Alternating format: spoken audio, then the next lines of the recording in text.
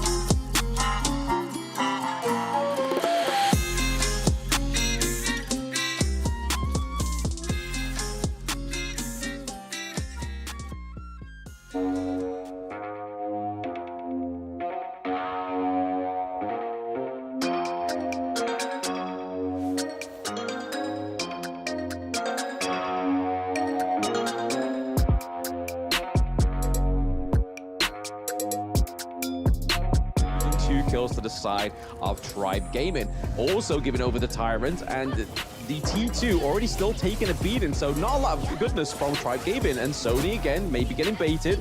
There it is.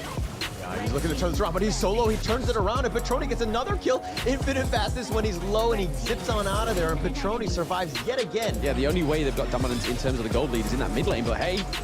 Oh, the Azure Golem, they've already got this one, and the more starting is down, and looks like Charm is on the run. Iraqi Zoro is going to be killed as well, and Sony just cleaning house at this point. They've got Mali. They're going to go in. Bilal, very aggressive, under the tower, but doesn't care.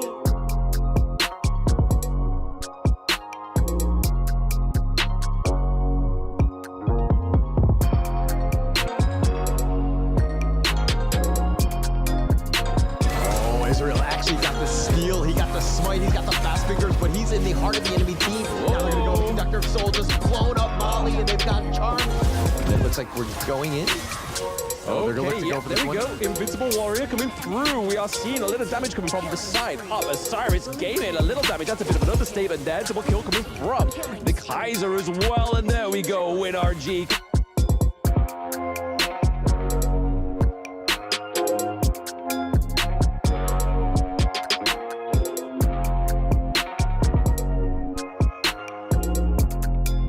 Yep, the Death and Sunset does come through. Celestial Melody is still up, so we could see another Death and Sunset if we really need to. The Winter is coming is here as well as the Destructive Deluge. We do get the Tempest Dragon as well. So speaking of dragons, it's Long that's getting it. The Sage's Sanctuary really paid dividends here for the side of Influence Rage. Currently a 3-2 trade so far, and they have the Tempest Dragon. Kind of affects the farming of your enemy team, right? You've got to kind of keep that pressure on, making sure they aren't given the freedom to roam. Okay, Eren gets the kill onto Shang Yu as well. Is that going to be enough? Oh, Haido gets the kill onto Petroni as well. Double kill going over to the side of ISG. This could be what that he secures this Tyrant here, right?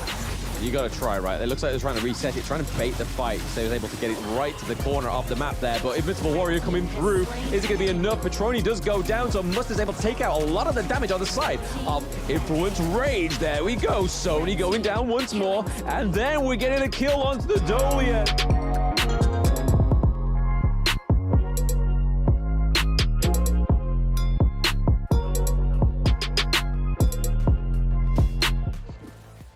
How's it going, everybody? Welcome to the Honor of Kings 2024 KC Plains America Regions. I am Blam, and with me today, as yesterday, the same Hola. How are we doing? I'm doing great. We had some great games yesterday. I think there was a bit of an upset in the sense of that last game going the distance. Osiris just barely pulling it out 2-1 over Influence Rage. And I'm excited about today because there's going to be some super good ones today, right, Blam? Yes, there's plenty to play for. I mean, for more teams, yes, but then other teams, it's going to take a miracle Hail Mary to come through and try and take that top spot today, right? Don't want to name any names, but there are the play-in standings already. But the ones you've got to really look out for here is ISG and Influence Rage. They do have that rematch that was the phenomenal closer of yesterday, midway through the day. So it's going to be really interesting to see if they're able to take a 2-0 for ISG. If not, we could be seeing a rematch match after the third match of the day. Yeah, and I mean, you talk about the fact that Tribe Gaming really need a miracle, but if anything, I think they can put some respect on their name of just potentially spoiler here today. And here's going to be the 3 matches. You talked about the first one, of course, with Tribe Gaming going up against Influence Rage. The second matchup is Osiris going up against Influence Rage. That is going to be the match to watch. And of course, the final one, Osiris going up against Tribe Gaming to just kind of finish off the day. But again, we're getting ahead of ourselves because we have the first matchup, which is, of course, going to be the key one because Tribe Gaming are able to step up after yesterday's somewhat lackluster performance. Yeah, they need to do something right just to kind of maybe even just for themselves get something on the board. It's at this point, Tribe Gaming are looking just to try and solidify at least one win. So we have MST, we have Mali in the jungle, starting in the mid lane, Iraqi Zoro in the farm, and then Charm in the support role. So again, these boys just really needing to get a win on the board because if you look back at Tribe Gaming's history, they've at least managed not to finish last. Whereas this time around, this could be the first time where this team may not finish second from last, but actually last. Yeah, and I mean, they're kind of looking in that way. I mean, just to nitpick a little bit after yesterday, I think the whole the farm lane with Iraqi Zoro and Charm, they didn't really have the greatest of synergy. They didn't really give a lot of farm to Iraqi Zoro, so he was kind of playing from behind. He really struggled in that role. Going into this one, I expect Charm to be a little bit more aggressive. You got to create a little bit more space for Iraqi Zoro to farm going in. But of course, this is going to be Influence Rage, the opponent here. This is the Brazilian squad, the America's Open Series champ. It's going to be Sunny, Raikou, Cozy, Petroni, and Villau. And this is a team that's, I would say, angry. Wouldn't you agree, Blam?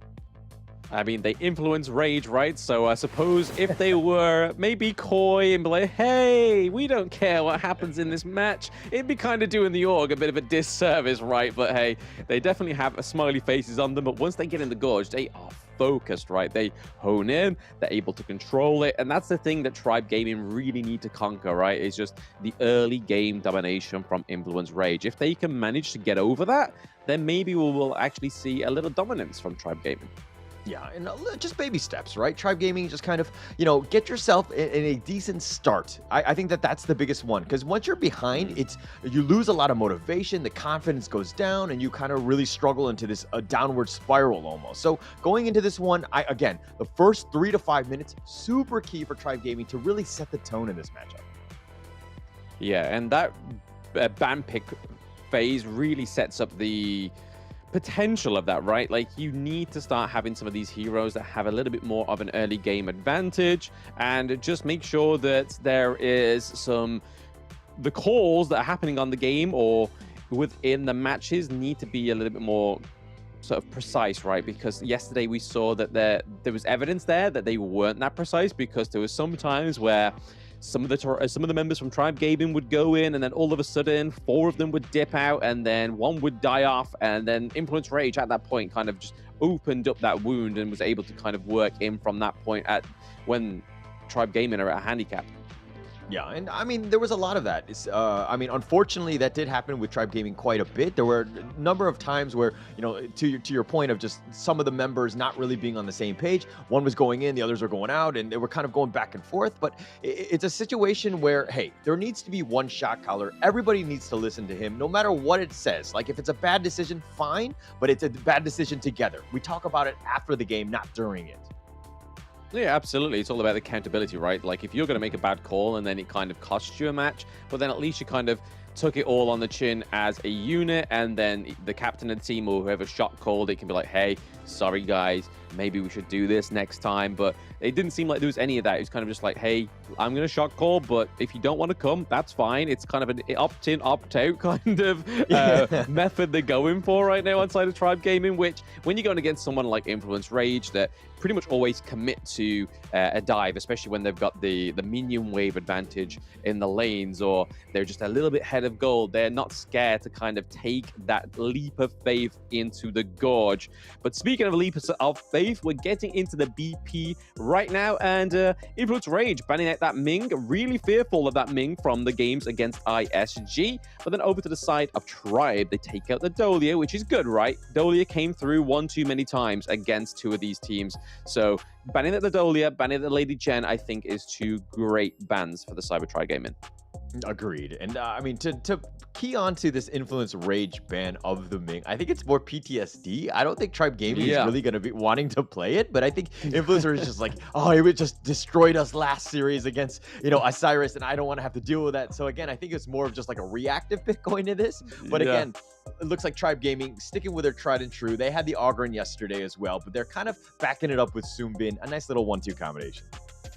Yeah, I mean, we have the counter-engage capability from the Sunbin, we have the greatness of the Orgrim, but this comes down to, it's like, with great power comes great responsibility, right? Orgrim is that great power, but having the responsibility of make sure that you're able to maintain his itemization, that's the whole responsibility behind this hero. Like, just because you pick Orgrim doesn't mean you are going to win, and we saw many cases of that yesterday. But the Lung pick coming through for Petroni is huge, and Villau on the Zhongfei, again, even bigger pick.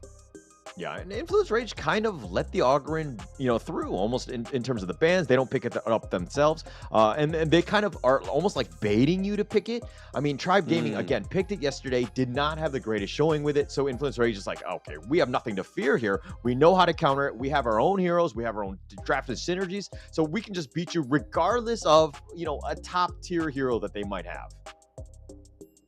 Yes, absolutely. But there we go. We're into the second ban phase as well. So Ganon Mo, weirdly enough, getting taken off the cards there. So Starting's hero pool dwindling a bit. But for Starting, I think his best performance was on the Angela yesterday, right? That anti-tank mage in the mid lane. The positioning from Starting was really good yesterday. That's why we could kind of see them getting a foot in the door when it was against ISG, was they were able to get many team fights going their way. They were able to actually get a few turrets in that same game where the Angela actually came through as well. So I think it's all about just getting those right picks for these players. And maybe it's just something from what they're still trying to work out, right? Some of these teams have a great identity. If we take Influence Rage, for example, we know that Raikou loves the Hue one. He loves the Kaiser as well in the jungle role. And then if you look at Petroni, he loves the Lung. He loves Lady Sun. There's a lot there, right? And I think Tribe Gaming are just having that issue of identity right now, which only comes with time, right? Yeah, for sure. And I mean, at this point, play your comfort heroes, right? There's no reason not to at this point. I mean, if they ban it, then you look to maybe just to find your alternate pick or whatever. But Tribe Gaming here is going to go with their Princess Frost, giving Starting that chance to kind of deal with that mid lane. Again, the Lady Jun was already banned by themselves, so Princess Frost is like the whole combination with the Winter is here, hopefully setting it up when Ogryn goes in with his Conductor of Souls. So you have that potential to kind of just slam it in, right? And just create this zone that nobody really wants to fight in. Yeah, it's a good pick for against the Zhongfei, because Zhongfei, if you don't have anything that you can kind of use AoE-wise or a kind of counter-engage pick like the Sunbin, like the Princess Frost, the Zhongfei is just going to have that unbridled outrage and just lay the smack down. But looking over to the side of Influence Rage, they are going for the Charlotte. Sony loves this pick. And then in the mid lane, Cozy's getting the Suya pick, which, again, his whole thing is breaking that level limit cap, going to level 25, but then he's able to give it over to one of his fellow teammates. Yeah, it's gonna pass it along, and of course, this is one of the newer heroes that's on the in the Gorge at this point. Definitely, the average age of that team just goes up exponentially because of him. But I think that he adds quite a bit into that mid lane. The Universal Law, quite good in terms of clearing out the mid lane. You're gonna create a lot of I would say push, and you have that potential for clear. So he kind of adds quite a lot, and plus that whole leveling up system that he's got just adds a whole nother dimension to the team. Yeah, it just means that if they're lacking something into that late game, or mid to late game, sorry, that they can kind of just give that over. The passiveness of either giving it to a assassin gets the attack speed, or if you give it over to the likes of Zhongfei, his overall health goes up as well. So it's all about trying to find out who fits it nicely with that literally level 25 ability. Yeah, and also I think that this is a good time to kind of, I mean, again, I haven't seen Influence Rage pull out the Zeo before. I think it's a good hero to kind of just play it, especially in the first one where it's not too risky at this point. It's still kind of like you can play around with it a bit and then test it on the, the international stage, so to speak. So again, it's kind of adding into the, hey, let's learn, let's see if this, this hero really fits into our draft strategies. Yeah, I mean, they may as well experiment, right? The way they played against Tribe Gaming yesterday went very well for them. So they know that they can kind of try these little new things like the Suya, but everything else seems very staple for the side of Influence Rage. They don't want to sort of come out of their comfort zone too much, just in case they give up a round, because they know how much these games mean to them. Because if they lost a round against Tribe Gaming, and then even if ISG take a 2-1, that means that ISG is still able to keep that first place spot. So again, there's still quite a lot riding on these rounds. If they drop a round, it's fatal for them. Yeah, I mean, that's definitely a case, but I think that Influence Rage are just going in with a lot of confidence, right? Just being able to, you got all of the other heroes that you want. I mean, Raikou on the Yuan, Sonny on the Charlotte, Petroni on the Loom. Like, you have so many of the other ones that are, like, very comfortable. Cozy might not be as comfortable in it, but again, I think that it's okay to experiment a little bit here. Yeah, I mean, we saw yesterday that Cozy gained quite a lot of MVPs within the play-ins against all the teams yesterday, so Tribe Gaming and ISG. So we know that Cozy can do whatever he wants to do. He's a very capable mage, but the winter is coming. Yeah, Winter is here, and it's just going to slow them down. Starting is not going to continue walking into that one. He's just going to kind of back off at this point. But look at the... Okay, let's talk a little bit the Guan Yu and the... of course, it's MTS, Sunny on Charlotte. What do you think of this matchup in the top lane? Well, with Guan Yu, right, he needs to have a lot of lane dominance before he can actually go and help his other teammates, right? So we can kind of see here that he's able to sort of negate that clash lane. It's pretty much even Stevens right now, and he's gone for the rotation into the mid lane. But again, you have to make sure that you can maintain that, right? So macro plays and macro awareness has to be at an all-time high. Yeah, for sure. And I mean, it's one of those moments where if Sunny decides to roam at any point, I mean, MTS can just push the lane and just make it really uncomfortable for Sony to even come back in this one. But if we're looking at the net worth alone, a little bit of a lead for Sony. So he's been doing well. Guan Yu, MTS right now on the roam into the mid lane, potentially at least looking to just skirmish here. Raikou Okay, yeah, so that was a nice little push in for the Raikou. I mean, this is the kind of thing I was going to comment on just before this whole thing happened, is that we could probably see MTS try and push them into the winter is coming, but that relies on a lot of synergy, right? Yeah, it's going to take up a lot. But I mean, the zone, that potential winter is here could do a lot of damage. But Soul Resonance doing quite a lot on his own. Molly going in for the Conductor of Souls. They do have the Leaping Savior with a little bit of shields at this point. And now Molly kind of gotten gone on. He needs to be a little bit careful. Sony's cutting off the avenue of retreat. And it looks like he's going to go on the other side. They have Ride the Wind, Petroni chasing after him. But again, it looks like Tribe Gaming is going to get away. And with the Unbridled Outburst being committed and ending, I think that's going to be the end of this one. Yeah, interesting play there from Marley, but it looks like it's not quite over yet. Tribe still giving a few pokes here and there. The neutral objective is now up as well. Let's see what they can do. Yeah, Universal Law had already been committed. Something to take note of, as this Tyrant is about half-life, probably will go back into his home. But a little bit above that, they do need to be a bit careful. It looks like Molly getting a little bit low, can't really fight. Raikou going in for this one. He's going to go for the Unending Sorrow, but the Razor Cavalry is going to just push them back, and it looks like Raikou's going to be down for the count. He's going to give up first blood, and it looks like Bilal is going to be killed as well, and Molly turns it around, and he gets a double. Okay, MTS Senpai, we have noticed you. That was a beautiful double kill, right? Going over to the side of Tribe Gaming. They're able to get that neutral objective as well. This is a nice start for them. The Guan Yu, a bit of a shadow pick here, as we could say, because we weren't kind of overthinking it. Like, it was like, right, okay, so didn't see anything promising from Tribe Gaming yesterday, so the Guan Yu pick generally comes through on these stronger teams. But, hey, they're now trying to show that they can play the Guan Yu as well. And it was a really nice way that the back line engaged there, pushing them into the team fight. Just basically made a whole lot easier for Marley to actually get that AoE damage, right? Yeah, you got to be careful as to where MTS is in the fight. If he's not in, and then all of a sudden he gets into the backside, it's the whole thing like, you know, Gandalf in Lord of the Rings, when he comes on behind you, he's got an army, and he's got that Razor Cavalry, same idea. He's going to push you into a bad flank, and he's just going to take over. But Molly, very low. Somehow, he just went back in. He was going to be aggressive, and he was going to play the Ogryn the way Ogryn should be, which is, of course, in your face. Got that double kill, and that was a really good fight for Tribe Gaming. Hey, the Tribe was calling, and he answered the call. Petroni's already been down. Iraqi Zoro is getting so low. He does get picked off, so they got something. And oh my, that Universal Law almost takes out Charm, but here's the Unending Sorrow. But it's a 2-for-1. Yeah, this is a nice play here from Tribe Gaming, bringing all of that kind of rage and maybe disappointment from day one, and really putting it into play here. There's double kills going across the board. Iraqi Zoro doing pretty well on the early. How's he doing in terms of that resources? He's ahead of Petroni, which is really good. Obviously, 2 kills ahead. You expect that. He has the Doomsday, but you can kind of see here, Petroni is just building that armor, right? Just try for the likes of the Ogryn. Yeah, I like the fact that Tribe Gaming right now is, you know, getting the net worth. They're starting to win some small skirmishes. I mean, they've got 4-1. The net worth lead isn't the largest, so they need to kind of turn this into some sort of objective-based, you know, pushes. They haven't been able to do that, so it's still kind of neck and neck. I mean, Influence Rage are still finding, you know, farm across the map, and so they're kind of being pushed back in that sense. They're still in this game. It is, again, just a coin flip at this point. It is, but they're still suffering with that same dramatic effect of yesterday. No turrets. Yes, Influence Rage has no turret yet themselves, but you can kind of see that they are still them same selves, being able to damage that T1 into the Clash lane, whereas the side of Tribe Gaming, they're taking the brawls, they're taking the kills, but not really doing anything with it.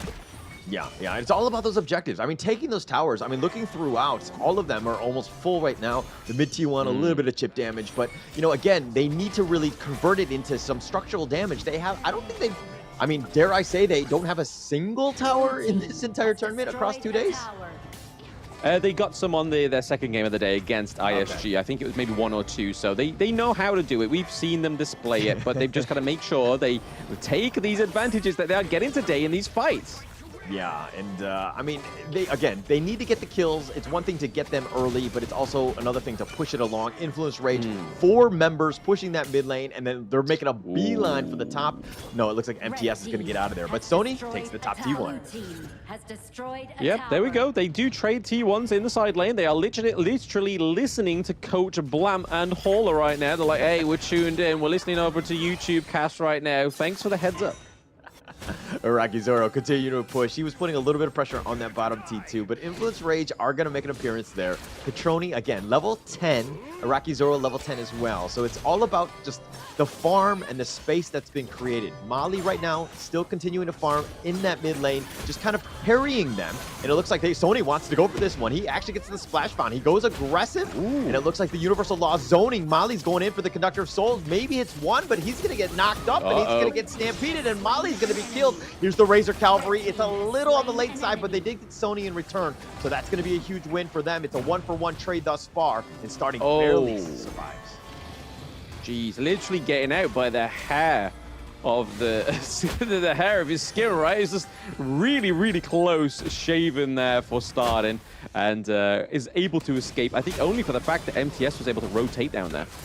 Yeah, I mean, MTS, nice rotation, but a little on the slow side. I know that Mali was kind of itching to fight, and that's kind of why he was up front, but you got to be a little bit more patient. Make sure that MTS is there to kind of help set up all the CC that you might need, and then you could start blowing people up. But Mali expended the Conductor of Souls a little on the early side, didn't really get too much value out of it, and Mali actually paid the price. Yes, unfortunately for the side of Tribe Gaming, but then we're looking at that gold differential going into the favor of Influence Rage ever so slightly. Only 1k difference, but it's still a difference that could make the resourcefulness of Influence Rage just become even more brutal, as we can kind of see the Eternity Blade being built, the Master Sword as well onto the lung. So Petroni not actually having any kills yet. He's just basically waiting for the moment he has all that itemization and just lays the smackdown onto the squishy heroes of Tribe Gaming. Yeah, Petroni can play a quieter game. I mean, he is the farm laner. He's going to get farm, and then once he does, he can just kind of blow people up. I think that that's eventually going to happen. Oh, the Unbridled Outburst, he's going to go in. The nice Stampede goes right in, and Petroni gets the Flaming Palm and actually picks off starting. That's going to be a huge win for them. Infinite Vastness, it looks like they want to go for this. He's going to go back, that is, and it looks like Tribe Gaming getting zoned away. The Tyrant, next big objective. Sony's kind of sticking around it, and it looks like Tribe Gaming are going to run away as starting is down for another 15. Yeah, but Petroni heard us, right? Just like when we said, hey, get those towers, right? Get those turrets. He was like, hey, I need to get those kills for Coach. I need to get those kills for Coach. And he got him, and that's what you wanted. That's what you want to see the Loon start to do at this point. I mean, it's 10 minutes in. This is going to be an easy Tyrant going their way. Mali's not even in position to start the Overlord, so it looks like they're going to skirmish again in the mid lane here. This is the problem, right, with Influence Rage. If you don't punish them in the early game, they will punish you in this mid to late game. And they're really showing that they are literally putting the pressure on to the side of Tribe Gaming. Tribe Gaming are now behind just about 3k gold difference, right? MTS in this phase check. It's not going to get phase checked by Cozy. He was waiting for Mali to go through there. Maybe he didn't know that MTS was waiting, looming in the shadows. Yeah, just going to continue to push. And he's done a good job of just standing in the back, letting Universal Law do most of the talking for him. Just pushing people away, doing a lot of chip damage, starting getting gone on, and he gets blown up. Valau will take that one happily with his Unbridled Outburst. Inferali form just eats him up. And here's another Universal Law pushing Charm back, but that mid T1 does go down. And Influence Rage starting to exude a little bit of map control here as they push to the top. starting to put pressure on starting. That's 2 engages, right, where starting has been the first target. But speaking of targets, Mali might be the next. Oh, Mali, Conductor of Souls, the Razor Dragon on the Razor Cavalry on the backside. Gonna hit one. MTS continuing to fight. Mali solo. They did find Petroni and Cozy, and they've turned this around, but they did lose MTS and Mali in return. Again, Charm still just trying to chip them out, and I think that's gonna be the end of it with a 2-for-2. 2-for-2 trade, right? I mean, we needed to see these trades before those T2 started falling, but hey, you can't control the pace of the game if you don't have the control of the match. Whereas you kind of see now that Influence Rage has influenced that control for themselves by taking that Shadow Tyrant, able to get that extra damage, able to get the lightning effect onto their abilities as well. But now it's kind of punishing for the side of Tribe Gaming. They need to take these trades, but if they get into this late game, they've really got to do things with these positives or even neutral trades, right? When you know you are down 2 and the enemy's down 2, you've got to kind of try and find a little bit of an advantage in these lanes. Yeah, I'm trying to find any sort of advantage. I mean, if you're looking at what, let's talk a little bit about the junglers. Raikou versus Mali. Mali right now, level 14, got a little bit out of position on that one. Super aggressive. He got picked off, but Raikou now, level 17 with the help of Cozy. This is going to change things up a little bit, make things a little bit more uncomfortable for Tribe Gaming, as again, that net worth lead is starting to grow. It's about 4K at this point. Yeah, you can see MTS trying to go for the macro plays there. He's pushing their minions into the T2, but now he's looking to join that fight again. Raikou looking pretty low. Oh, the Unbridled Outburst, that's going to be committed already. MTS now on the run. He tries to get on out of there, but it looks like that's going to be the end of it. They're not going to expend too much on this one, and Tribe Gaming don't really want to fight with these ultimates still on and about to expire. Yeah, I think they're going to try and rebait this fight into the Overlord, because you can kind of see Charms in the pretty much just behind the Overlord there. Marley as well with the path of passing, but okay. Yeah, here we go. It looks like they're going to continue on. Mali getting a little bit on the low side. The Death's Precipice. The Overlord is the big one, but Cozy gets the snipe out. He does end up getting this. Raikou is low on his side as well, but Sony going in, gets the blow up, and he kills Iraqi Zoe. And it looks like MTS is killed as well. Mali trying to fight in. He wants to go for Bilal. He's continuing on, but the Leaping Savior, just too much. And the Conductor of Souls on top of him, continuing to go on. The Unending Sorrow, trying to turn it around. Onto Mali, who has the path of passing back to safety. He's running back, trying to stay alive. Bilal in front, Forbidden Domain pushes him away, but that's going to be the end of it. They've gotten 2. Yeah, really nice setup there for Influence Rage. We can kind of see that Petroni was able to take out MTS and then push this mid-wave right up into the higher ground turret as well as the Clash lane, so they could be losing a lot on the side of Tribe Gaming right now. Yeah, they've lost the mid T3. It looks like the Vanguards are going to be pushing in the top lane, the Shadow Vanguard as well. The bottom T2 is still there. That might slow things down a bit, but Tribe Gaming, again, down about 6K right now, getting pushed from all ends. They're just going to have to be all hands on deck in terms of this defense here. Yeah, they just need to have a really good defensive last line, as obviously the Crystal is the last thing available for them. They do keep the higher ground turret into the Clash lane, but it means that they're pushed so far back that Influence Rage is able to just have their way with the rest of the Gorge. Like you can see here, Sony starting that Shadow Tyrant for themselves to just get a little bit more damage as they come into the 16-minute mark. But right now, 7K above in gold, and everything else is just following that suit for the Influence Rage. If you're just looking at the kill score, you're kind of thinking, oh my gosh, this 6K, 7K net worth lead is just like almost, it's huge at this point. And if you're looking at the towers, it's barren on the side of Tribe Gaming, right? So it's, again, you get the kills, which is great, but you got to get objectives. You got to convert them into something.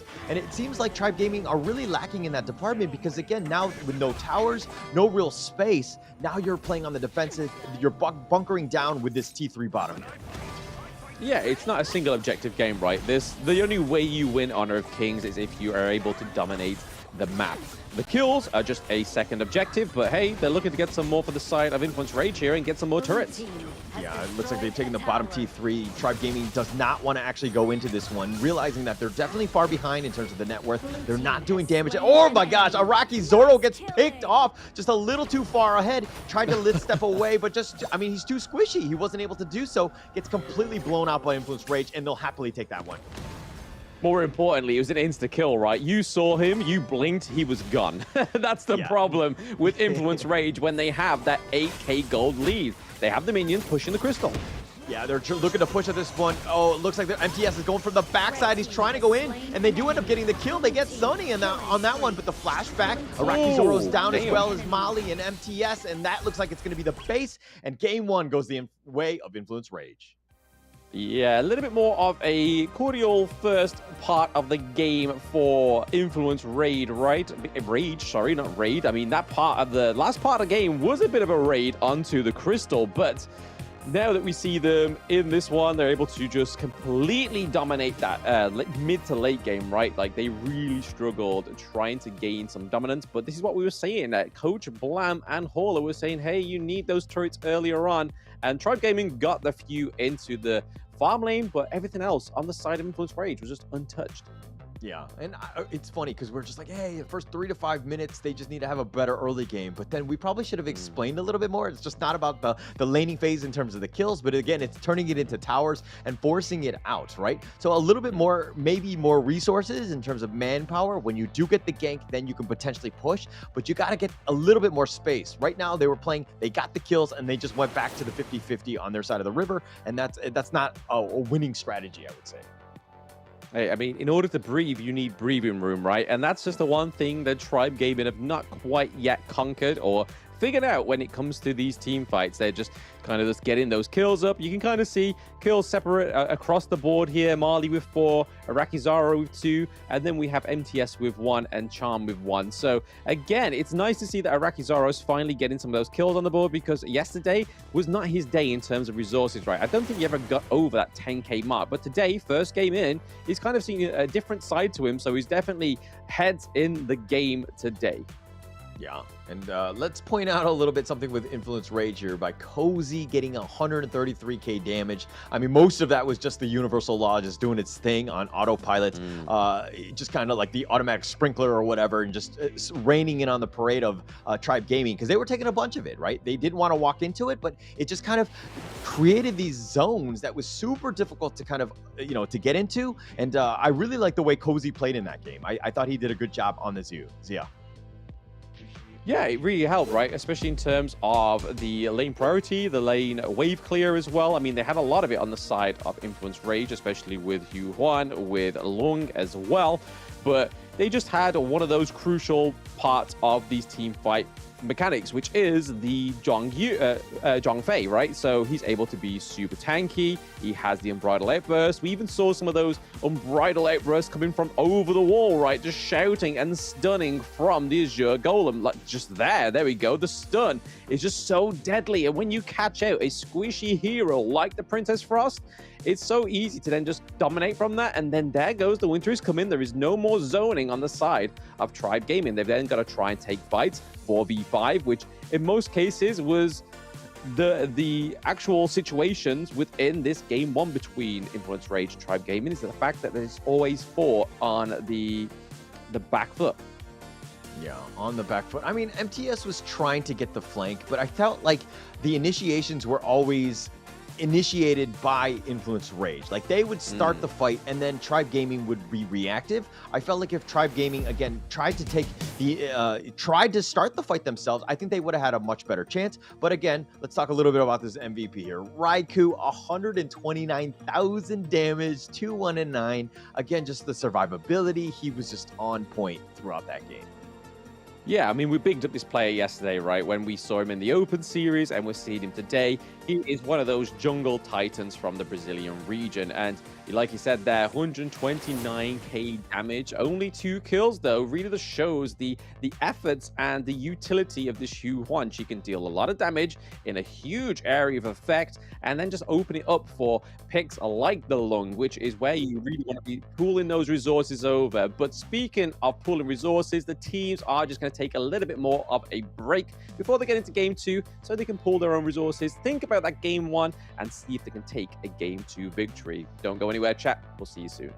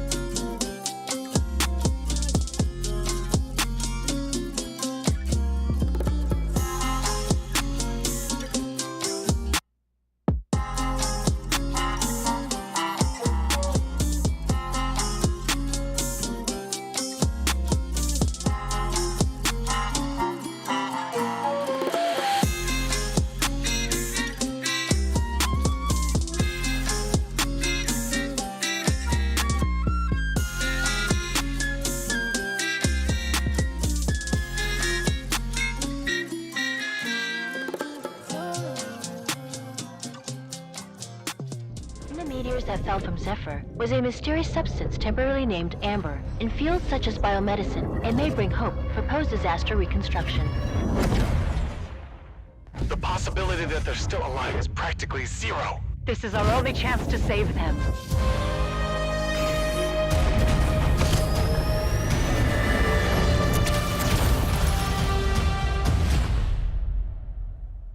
Doctor, we received a weak signal from Zephyr for the first time. Zephyr! Rescue!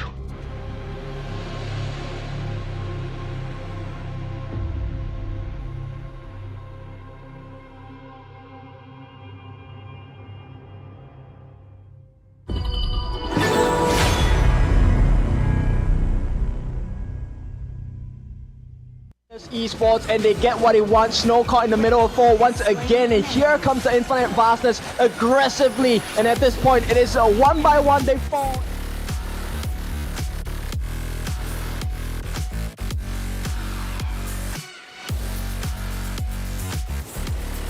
Duel to death. He kills Kakarot right away. He wants to go for more. He's chasing after them with the Rhinovas jumps in once again, will not survive the fight. A Vanguard, Suits, they fall, and it's Influence Rage.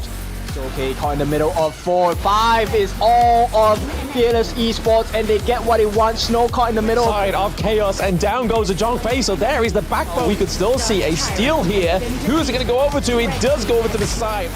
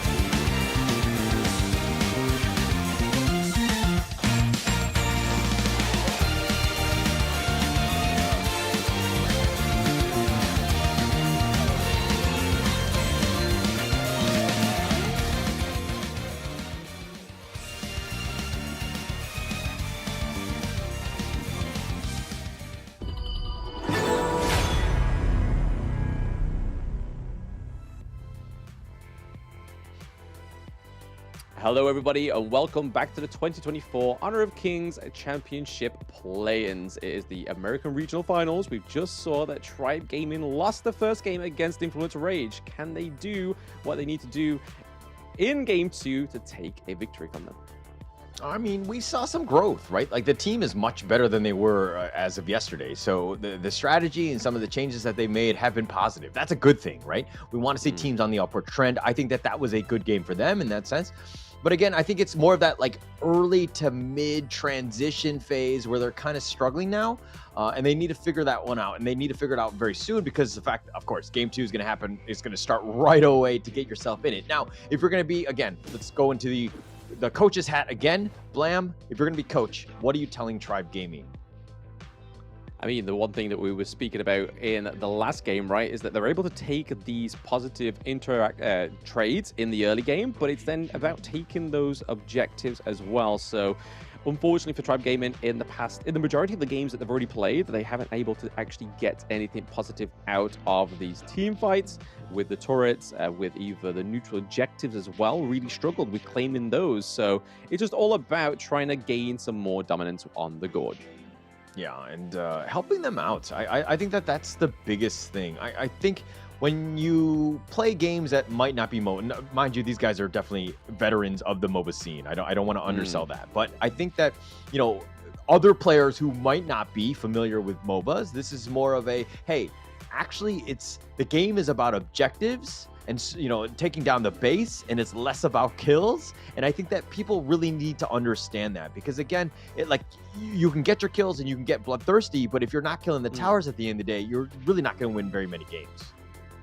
I mean, it's evident, right? You don't even have to look at a KPL game to notice that kills don't mean everything. Because if you look at something like now Black Shrew Esports that was LGD Malaysia, they were all about getting the resources in the early game, making sure that they had those side lanes secured. And then once they had those things down, the kills came with ease. It was just kind of like the only time you should be looking for kills is if it's an obstacle in the way of the objective you're going for, right? If there is a turret that's standing and there's 3 people under it, you're like, hey guys, move out of the way or you're gonna die and we're gonna take you T2. Yeah.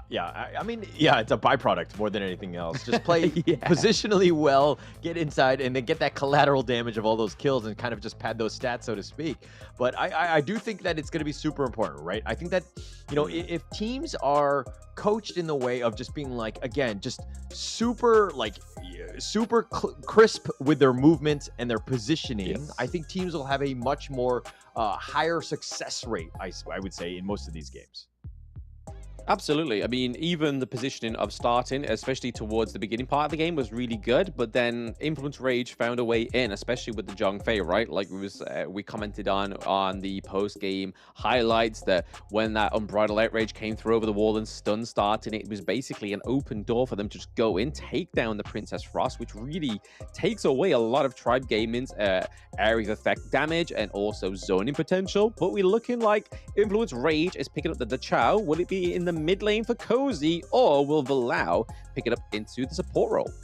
Yeah, and I mean, if you're going to pick it first like this one, it's great because it's flexible in the sense of, you know, see what the enemy's thrown at you, and then you can kind of change things up depending on the lane matchup, right? So you set yourself up for success. Again, having multiple teammates that can play the same hero can actually add quite a lot of value because, again, you can play it in different roles, and it really helps the team.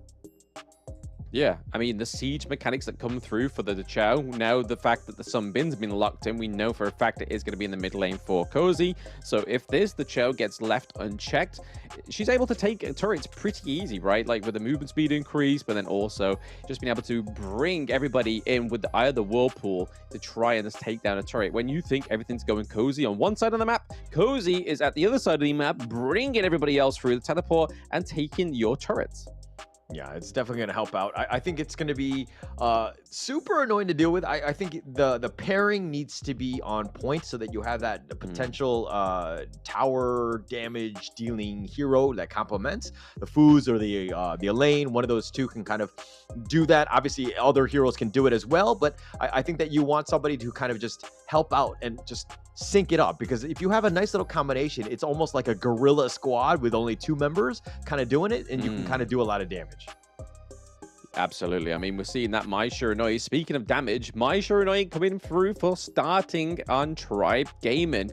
A little bit more different to what we've seen him on before, right? We've always seen him on the Angela, the Princess Frost, the Lady Jen when we finally actually get it through the ban phase. But I don't think we've seen him on the Mai Shiranui. He may have played it yesterday, but actually, yes, first game of the day he played it yesterday against Influence Rage. So it's going to be interesting to see how he navigates it this time around, because, again, with Ali, with Mai Shiranui, that's a lot of resource pooling for these 2 heroes. You've got to now try and put a jungle into the mix that isn't going to take as much resources, right? Yeah, my only concern with the Mai is that it's like a burst potential hero, and Da Xiao, assuming, you know, Cozy in the mid lane is able to hit those Sea of Fates, or Sunbin gets him out, or Yuan with the Unending Sorrow, it kind of can basically stifle what she wants to do, and it makes it more difficult. Because again, Mai, very glass cannon, very mobile, high burst, a lot of good things in terms of just being aggressive, but you know, Influence Rage, their lineup right now is more of a sustain type of lineup that has like multiple phases in a team fight, and it's kind of more difficult to fight. So again, it really comes back to starting. Is he able to get the kills or not in the early seconds of those team fights? I mean, Influence Rage calling out their comp pretty quick there towards the end, because Doom would have been the perfect thing for the jungle, right? He doesn't need as much resources. He's very tanky from the get-go. He has a lot of base attack damage as well. So that would have been a perfect matchup into that jungle. But now they've got to try and think of something else, because even if they go with the Kaiser, Kaiser doesn't have that same kind of privilege as the Doom pick does. Kaiser needs those itemizations. He needs all that jungle for himself. So if you start cutting off and putting into Kaiser's resource pool, it's then going to affect your jungle's ability to be aggressive, especially setting up these engages, because they're going to need a tank in the jungle, right? And right now, like you said, with the burst, once these two heroes have taken off, it's kind of like, where's the damage going to come from Tribe, right? Yeah, and I mean, okay, I think that's it's gonna really come down to Mai and Arlie just blowing people up to kind of start things off. I think Dharma is pretty good here with the Truth, potentially knocking people out of the Dachiao Sea of Fate. That could be an interesting matchup to watch in those team fights. But the Byron pick up here, again, just very tanky, somebody who's gonna be up front, and it complements very well with Soonbin with that time flux, just letting him run at you, and it just, you know, this guy with this giant club is chasing you, kind of scary on the side of Tribe. Oh, yeah. I mean, with it being Sony picking up the Byron as well, that's pretty huge. We've seen him on the Byron plenty of times, especially within the Open Series. He gets that kind of backdoor flank onto the enemy team. There it is. I called it the Kaiser. The Kaiser was the only other option they had in that jungle, right? But again, it's still going to sacrifice a lot of Kaiser's jungle and Kaiser's resources. He's not going to be able to take that mid lane wave here and there that he needs to kind of keep ahead of Raikou. So they've really put Tribe Gaming in a interesting spot, especially taking that Dune off the table. Yeah, it looks like Tribe Gaming's lineup kind of on the greedier side. Everybody needs their farm to really contribute. Obviously not the roamer with Zhang Fei, with Charm that is, but I think everyone else definitely needs to go for it. So you really don't have that funnel where you can be like, oh, I'll just give it all to the Mai, let her get all the items and just, again, blow people up. It's not as easy. So again, it really comes back to the laning phase of people just trying to get their own farm on their own. Yep, and we see that Tribe Gaming haven't done the little switcheroo that some of these teams do when they go take the Mai Shiranui. They normally take Mai Shiranui down to the farm lane and then allow the jungle, not the jungle, the farm lane, who especially the late game heroes of the farm lane, like the Arlie, to take the mid lane against the Chao, because you're fighting Rage against not so much Rage on the side of Mai Shiranui. I mean, starting right now, I think is doing a good job. I think this is one of those things where, you know, they're just comfortable in the mid lane, right? Mai being able to just kind of steal some of those boars, just sticking around. I think that this is a very statement game for him. Back is on the wall right now. You're down already 0-1. This is pretty much all it is, right? So if you're a mid laner, or you're Iraqi Zoro, you're the farm laner, you gotta take this upon yourself and be like, hey, I want to carry this game. Let's win it for myself and the team. Absolutely. We've already seen that Cozy's already helped himself to the enemy jungle, right? He took the boars from the side of Tribe Gaming, which already shows that they put almost 300 gold ahead. So already these little micro plays here that are like, hey, this is always going to affect what happens in the late game. It's already happening for Influx Rage, but in a bit of engage going on. A little bit of a launch up. Shinobi was going to be committed on this one, but the time flux pushing it back. Raikou a little on the low side, just trying to potentially bait them out. He does have the seal, the heal if he wants to go, but in the end, he's just going to skirmish to the top. I think the Sunbin in this comp is really good, right? Especially countering the likes of the Zhang Fei, the Kaiser, or even the Mai Shiranui, because for her to do the burst damage, she has to get in first, and Sunbin kind of negates that, especially with time lapse. Yeah, it's going to create this giant zone. Nobody wants to fight into that. And it's starting, again, it's like you want to go in, you set it up, and you launch them up, and then you just kind of blow them up with the rest of the team. But if that area is going to be there, starting probably doesn't want to stick around too long, so he might not get all the kills that he wants. Yeah, I think that's the unfortunate side effect of taking the Sunbeam, right? It's like that's the very important step for Mai Shiranui, is to get in, do the burst, get out. She's not be able to do step 1, which then means that she can't do step 2 as effectively, or even carry away with step 3, which is the get out part, because she's going to be lingering on the kind of teetering on the edge of these team fights.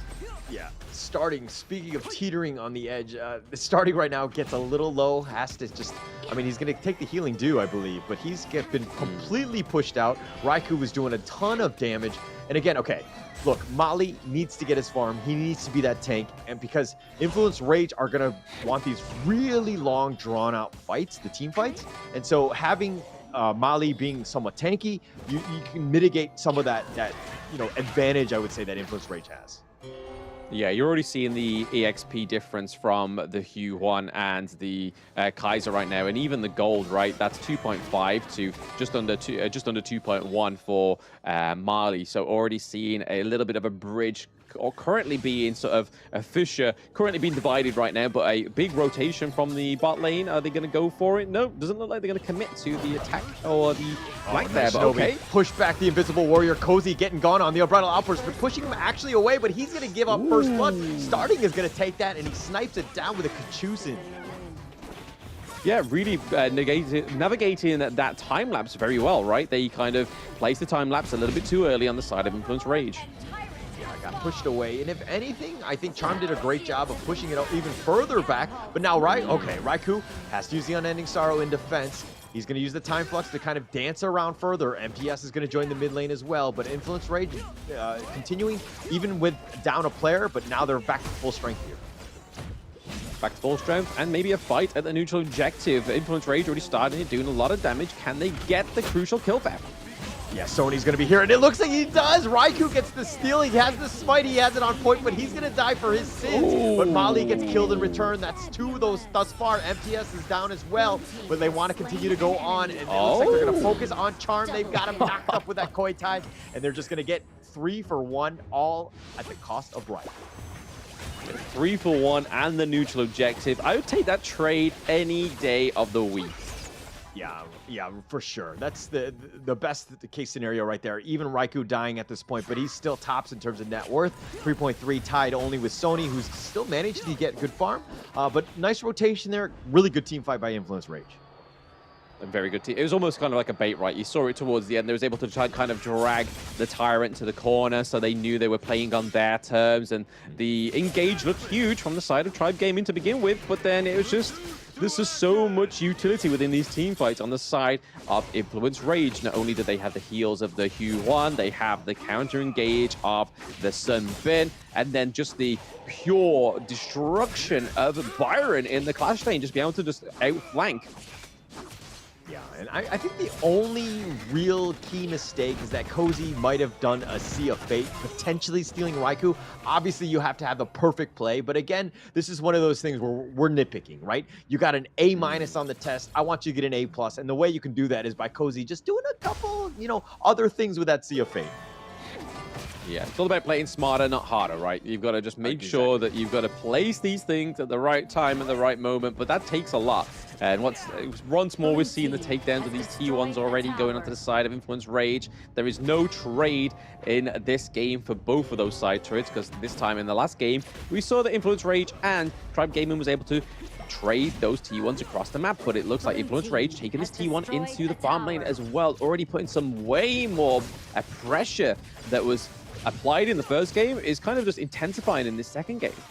Yeah, forcing it out, playing it out, but the Umbrella Outburst is going to push them away. I think Raikou ended up getting this, but Mali's looking to turn this up. He does have the Invincible Warrior, and then the Unending Sorrow in return. They've gotten starting. They start this off with a great fight. He goes down, but Sony's going to be killed in return. Bilao and Cozy, Raikou line them up, and it looks like they're trading left and right. It's a 4 for 3 in favor of Tribal Gaming. Blue team. I mean, that was good, but they didn't count on Petroni coming through that either whirlpool. He was into the thick of it at the beginning part of the game, the match, the team fight, sorry. Then he went away. He got the either whirlpool back in, was able to take out Marley, but then was able to push these minions to the T2. I thought that would have been a better trade there. And like you can see right now, the slow down. There he goes. He goes out. He's now going to cash back in any second now into the either whirlpool. He's back into the team fights, and then you just see them. Yes, Tribe Gaming takes a few kills here and there, but MTS goes down to Petroni as well as the Kaiser. So really good play, even though Tribe Gaming came out on top of that. For Influence Rage to compose that as well as they did was a really good counter engage. Good counter engage. And MTS, I mean, getting the triple definitely helped out. He got left on an island in that sense where, Charm let him go. They were like, okay, we can't really continue fighting because they're just so low themselves. So all in all, not the worst thing. Tribal Gaming right now, sticking it to Influence Rage right now. And now they're putting pressure on that mid T1. Okay. Really great. That's a good move. That's what we want to see more of from Tribal Gaming. And out of all the T1s, right, that mid T1, that's very crucial for any kind of team. Yes, we're seeing that Influence Rage are ahead by 2 2.5k gold, almost 3k now. But it's still the difference what they can make going into the late game. They're trying to steal the Azure Golem from Tribe Gaming. Oh, the Ana and Nix are already been committed. It looks like they've got the pick off. Mali stuck around a little too long, just gets hit with the last shot. And it looks like the rest of them are going to be on their way. They're going to run away from this one. But Influence Rage get the pick off, and they invade the enemy jungle. That's what you had wanted. This is the consequence of Petroni getting that triple kill in that last team fight, right? He was like, last time we saw the scoreboard, he was 6.4. Now he's 7.3 to Ali's 5k. So that's where the 2k gold difference is coming from, right? It's just Petroni. When you think about that, when you see the Spark Forge there again, when you see the Doomsday come through, this is where Derenji starts to shine. Yeah, for sure. And this is, I think, a little bit of an issue by Tribe Gaming. When the team fights are happening, you got to find out where Petroni is. You got to figure out how to just stop him because he's the one that's doing all the damage on the backside. He's surviving because you're not prioritizing him. You got to target him out. You got to isolate him. You got to get the pick off on him. He should be the #1 target by Rocky Zero, and as well as starting here. I mean, being Derenji doesn't make it easy though, right? Because he has the cleanse, he has the CC from the ultimate as well. So any kind of engage, especially if it's a 1v1, he can maybe get out of there. And now that he's stacked to the 9s with the Crimson Golem buff as well, he's going to be doing a lot of damage, but Sony may be in trouble. Yeah, but I mean, for the record, I never said it was easy. But this is what they should be doing in terms of prioritization, right? I think it will really help them in most of the team fights moving forward, right?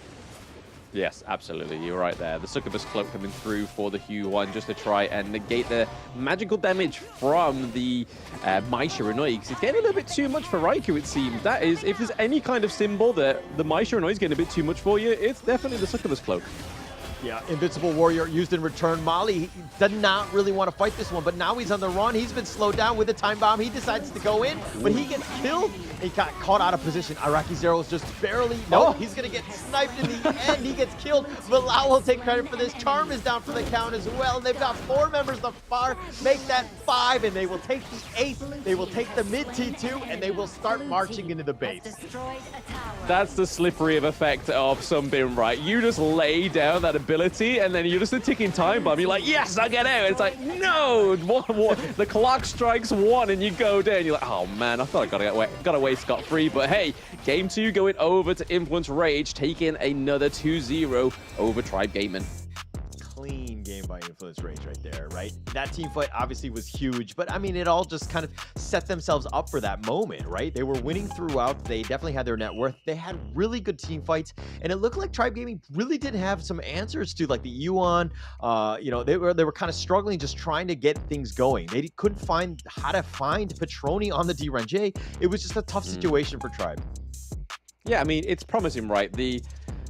Already the improvements we saw from yesterday to today is a good example of what's to come for Tribe Gaming, right? They just need to kind of take these losses on the chin and just make something of it. And that's the whole thing of Honor of Kings. There's always going to be a loser, but it depends on what you do with the loser mentality. Do you learn from it, or do you let it get the best of you?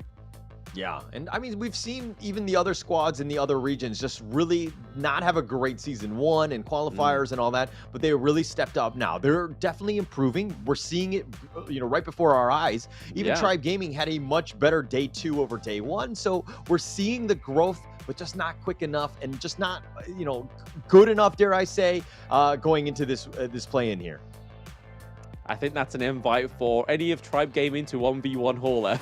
He's saying, hey, it may not just be good enough, but no, I completely understand your sentiment there, to be honest, mate. It's a hard game. It's a very quick environment where you have to become better, right? And you can kind of see here Iraqi Zaro not having a better game as he did in game 1, going over that 10k. The game didn't even go for as longer, right?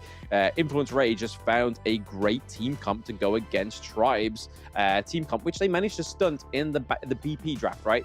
They were able to take the Dune out, which would have been a great pick into what Tribe Gaming had there, but they caught that out in that ban phase. Yeah, I really think it comes back to that draft. I mean, they sensed it out. You're absolutely right in the sense of the Dune really complementing what they wanted to have done. Tribe Gaming, that is. And not getting it. And I think Mali was kind of caught off guard a bit because it didn't seem like he was too comfortable on the Molly. I mean, he got out of position a couple times, which could be any hero, but he was 1-4-1, not the greatest of stats. But you look, this was pretty much the Influence Rage show. Look at that gold graph, just dipped in their favor the entire way, because again, they were just had the lead and they knew how to close this game out.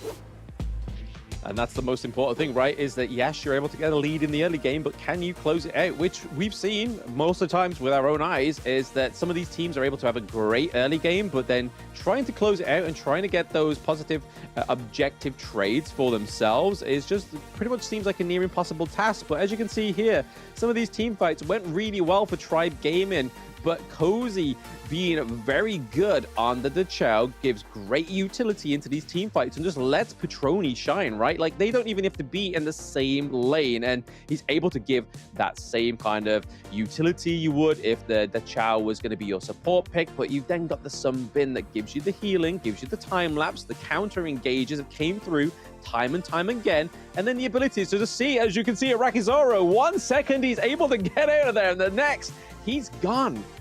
Yeah, no real chance. I mean, Petroni here, like every single highlight, all of these team fights, the biggest thing that you could see, he was on the edge of every single fight, right? Just the maximum rage, and that's exactly what you want to do on the D-Ren-J, and there's a reason why he's 606. Yes, the damage didn't seem very high, but it's because the game didn't last very long for him to do even more damage. But, I mean, with only 17,000 damage taken, he had some amazing positioning in that fight. In that game. Oh, probably some of the best positioning I've seen for a while on one of the farm lane players. But again, well deserved to Petroni getting the MVP of that one after that triple kill from the Chose either Whirlpool. That seemed to me that he solidified that MVP, right? He's just really good in terms of just claiming those late game close downs for his team and really making it shine for himself. Yeah, made it easy for him. Just, I mean, the rest of the team kind of set him up, did all the damage. I mean, you had what? Raikou up in front with all those unending sorrow, just baiting out most of the ults and all the damage. And then he would just go back and heal himself up. And then, then Petroni would just come in and just clear everybody out. But, again, Tribe Gaming, they ended up losing 0-2. We're going to see them coming up in that third matchup of today. But we're getting ahead of ourselves. We're going to take a little bit of a break, but up after that is going to be Influence Rage and Isurus. That will be coming up. My name is Holler, and with me is Blam, and we will be right back.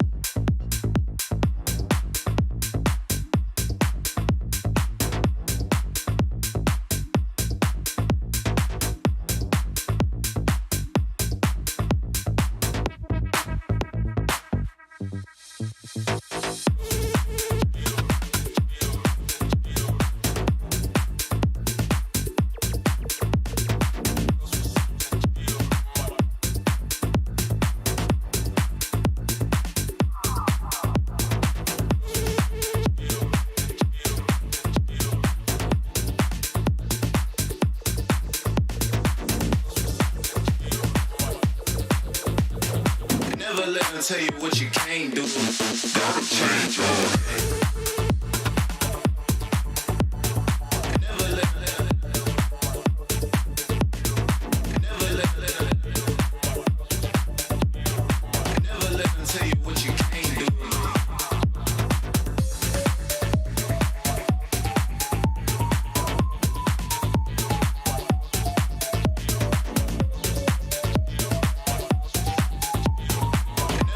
Tell you what you can't do, can't do, can't do.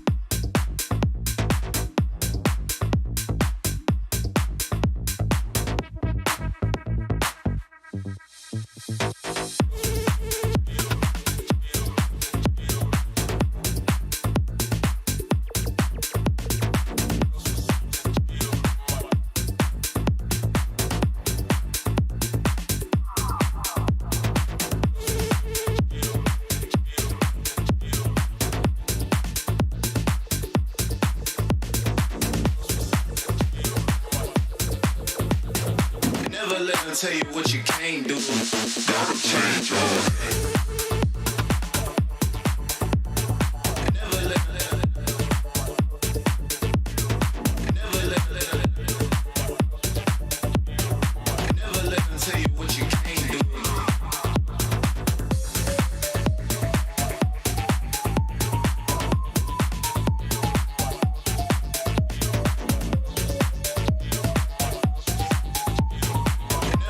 Tell you what you can't do, can't do, can't do.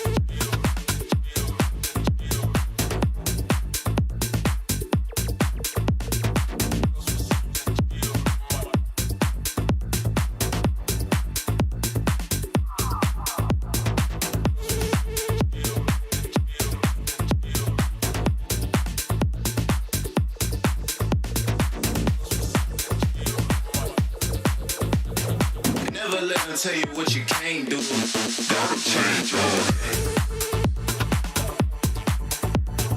Never let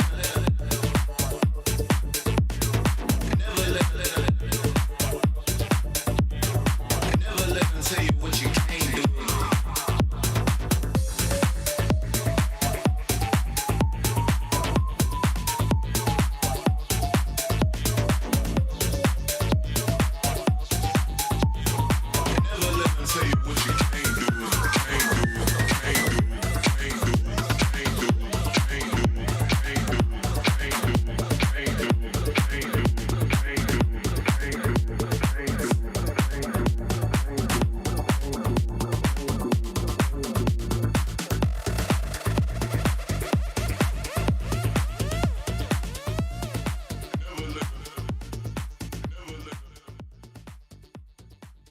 Esports, and they get what they want. Snow caught in the middle of 4 once again, and here comes the Infinite Vastness aggressively, and at this point it is a 1-by-1 they fall.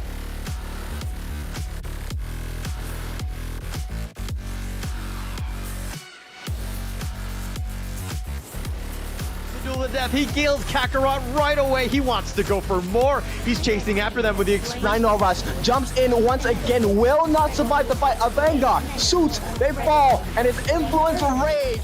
So okay, caught in the middle of 4. 5 is all of Fearless Esports, and they get what they want. Snow caught in the middle Side of Chaos, and down goes a John Fay. So there is the backbone. We could still see a steal here. Who's it going to go over to? It does go over to the side.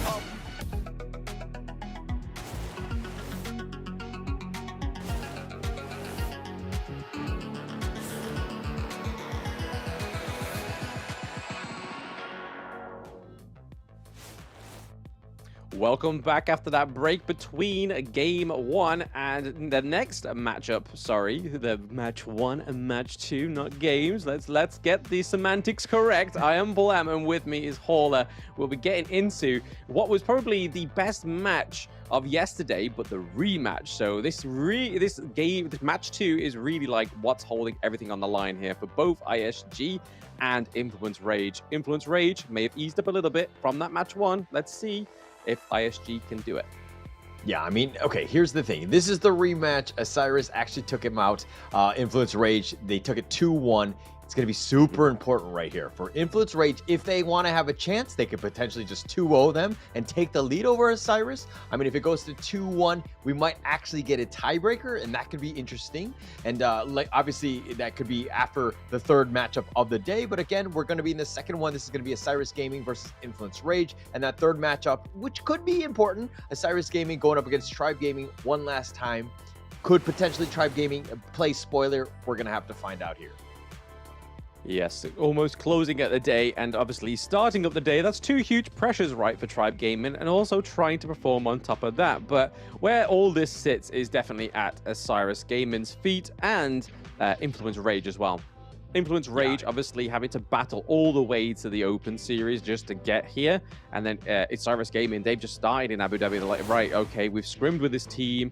It's a little bit of a new team, and this is the Isurus roster so far. It is Muster in the Clash lane, Azriel in the jungle, Mingichi in the mid lane, sorry.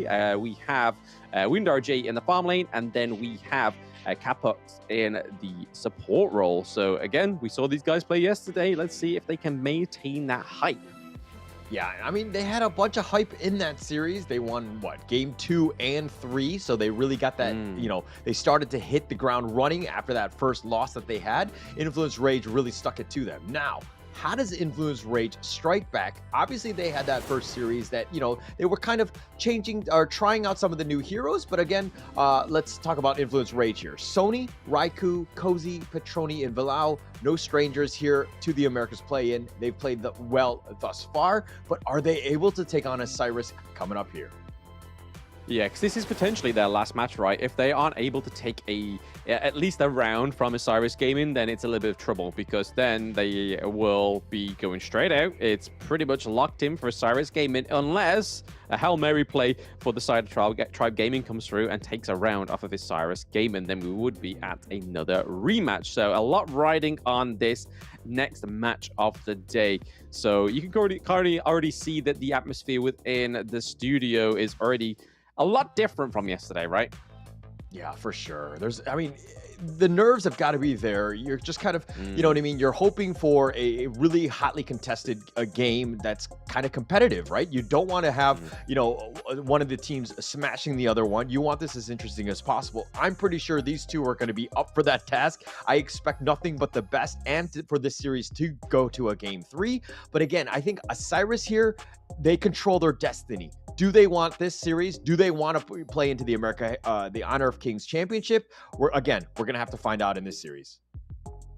Gonna have to find out in this series, but it looks like ISG are going for the draft that Influence Rage really sought for yesterday, which is the Dolia, the Elaine, so double Death on Sunset. The Celestial Melody is now over to the side of ISG, whereas yesterday, Influence Rage took back quite a few times against ISG.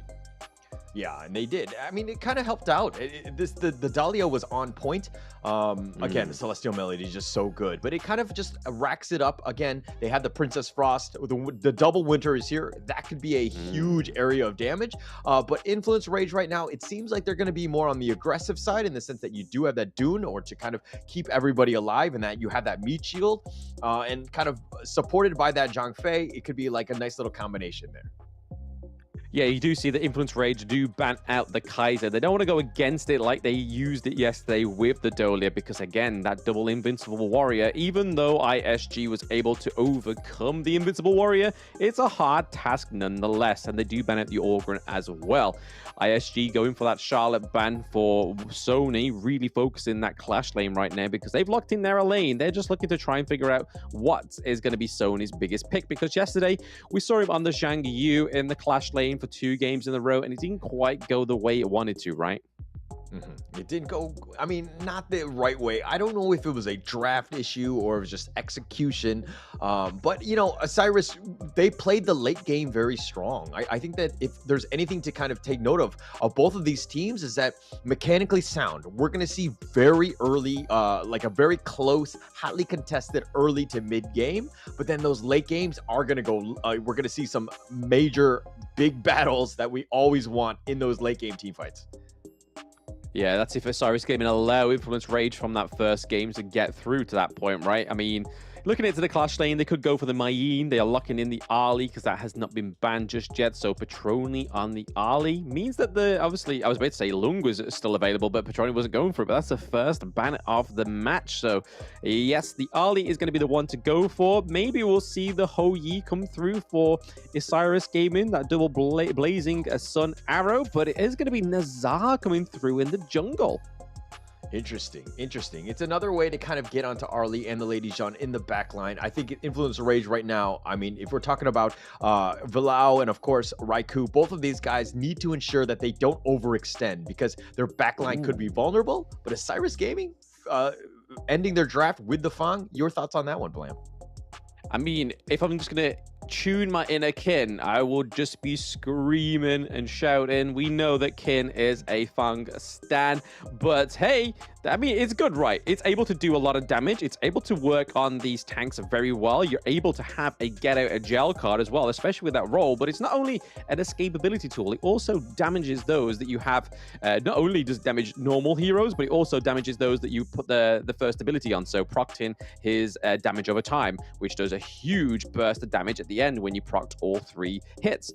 But I think it's really good against the Dune and the Zhang Fei, but the Hino sitting in here into the oh, okay, is that going to be Hino in the Clash lane and Dune in the jungle? I suppose that's going to have to wait and see there. But right now, if they go into the Clash lane with the Elaine, he's going to have a lot of CC immunity, right, when he uses his Moon Slash. So you could potentially see the range going against the Elaine, like we saw yesterday when Muster went against their Influence Rage's Elaine with Marco Polo. Yeah, and I mean, if you're looking at what Isurus have done, they have the Princess Frost, the Fang with, with the Winter is here, the Blade Storm, and they could double that with the Dolia Celestial Melody, creating all these zones, but it's not like a heavy burst one. It's more of a slow, like, I mean, slow, little, potentially Fate Rewind out of that one. I think that this is the huge play from Sony to see if he can kind of carry this game, because a lot rides on that Hano pick in the top lane. The first thing I noticed there, a triple smite. Hello, what's going on here on the side of Influence Rage? They really don't want to give over those neutral objectives, right? Yeah, for sure. I think everything is going to be contested. They're not going to be scared of just using that. But again, it's risk versus reward. You're not going to have your flashes. You're not going to have your cleanses and potential other basic skills that you want in. They went all in on the smite. They don't want to lose any sort of neutral objective at this point, especially early. So those big Tempest Dragon fights could be very exciting to watch. Yeah, it's going to be like a chain reaction, right? It's like, you drop smite, I drop smite, you drop smite, and we can't close that down. That's a lot of damage, right? It's going to be a ton here. Sony taking a lot of damage as well. Mengiche is going to just kind of make that rotation, force him out. Sony, again, this is a little bit of a difference. Influence Rage forcing it out. Want to get the Crimson. Nice wind slash, and they do end up securing it. And Raikou walks away. Ezreal doesn't have the red. Yes, that's a little bit of a disruption there for the side of Influence Rage. They're able to clean up that Crimson Golem. And again, when they have two smites on that camp, they shouldn't miss it, right? If they do miss it, there's something wrong. Yeah, for sure. Or Israel gets super lucky. But again, I think that there's going to be even more pressure on Israel, especially for the, again, the Overlords, the Tyrants, all of these big neutral objectives. He needs to be on point and understand that at any moment you could have 3 smites coming down. So you got to maybe get lucky and just kind of snipe in between one of them and maybe get the kill. Yeah, I think the good thing about this Nazair pick, though, is the true damage that comes from this hero pick. They are able to do a lot of true damage, especially really good against the likes of the Dune and the Zhongfei. Going into the late game is going to really help the side of ISG, but they've just got to make sure they pick these team fights correctly. All right, it looks like the Scepter from Sony. I mean, he's not going to team fight into that one or anything like that, but he wants to invade. And again, Sony, there's a lot on him, right? I think that he's able to get farm, and he does kind of carry, but he's kind of falling behind a little bit here. A little bit. I mean, now he's going to equalize in terms of the level, but he just wants to harass Mooster as much as possible and make things a little uncomfortable in that top.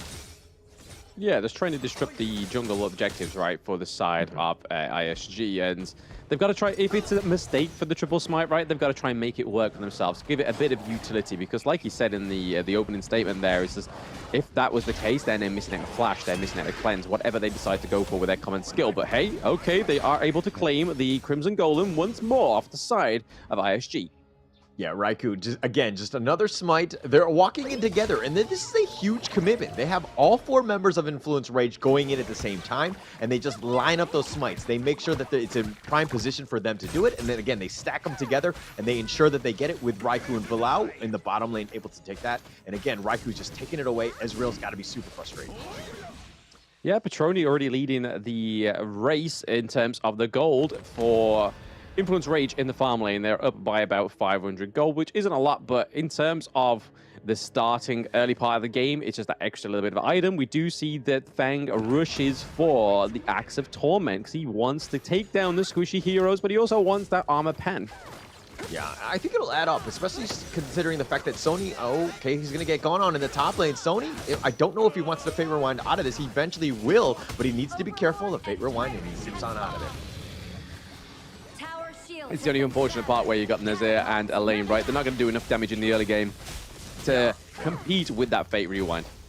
Yeah, for sure, for sure. I mean, Sony knew he wasn't really in too much danger, if anything. Maybe he was also going for some last hits as well, just kind of pushing out that lane. So again, Sony understanding the limits, but now he needs to be a little bit on the careful side because he doesn't have the ult. But Muster, he's the one that's low.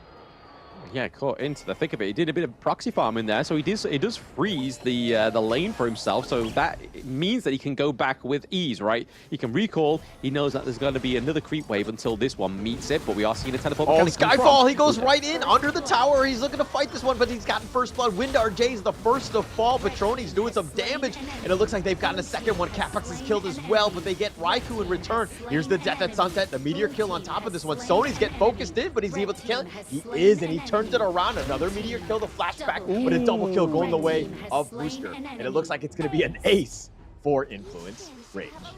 Yeah, it didn't quite work out in the favor of that one, I don't think. I don't know where the Celestial Melody came to or where it went, or it was just a little bit too brief of a visit for Capox in that whole team fight, because he seemed to go down pretty quick at the beginning part of it. But Petroni here still level 8. He's got both of the buffs on him, but Nazir going in. Yeah, I thought about it. He went in with the Skyfall, thought he was isolated, but he actually had a friend. He got out of there. He was kind of scared at that point. Yeah, I mean, there's a lot of burst between Lady Gen and the Ali, right? So you don't want to be taking that 1v2, even though you're a tank, and you don't really do that much damage as Nazir just yet in the fights. But right now, Influence Rage are ahead by 3k gold, which could be trouble for ISG. Yeah, for sure. And I mean, I love the fact that Influence Rage, they went back, to the drawing board in the sense of, they did lose in day one. They've changed it up. They've just completely focused on Ezreal, made sure that he's had a bad time, not able to get those red buffs whenever he wants. He's actually falling behind. He's almost about a K behind Raikou right now, who's just taking his red buff every single time. So again, I love the fact that Influence Rage are able to kind of make those small changes to make things, to give their team a little bit of an edge. Yeah, I mean, there's a lack of respect for the side of ISG, right? In this game one, they are losing quite a lot of ground already. We see that Ali was able to take the T2 into the farm lane, and already we're seeing that Ezreal has been focused once more. This is just going to be slowly but surely going away from the side of ISG. I don't think they have the draft right now for the team fights.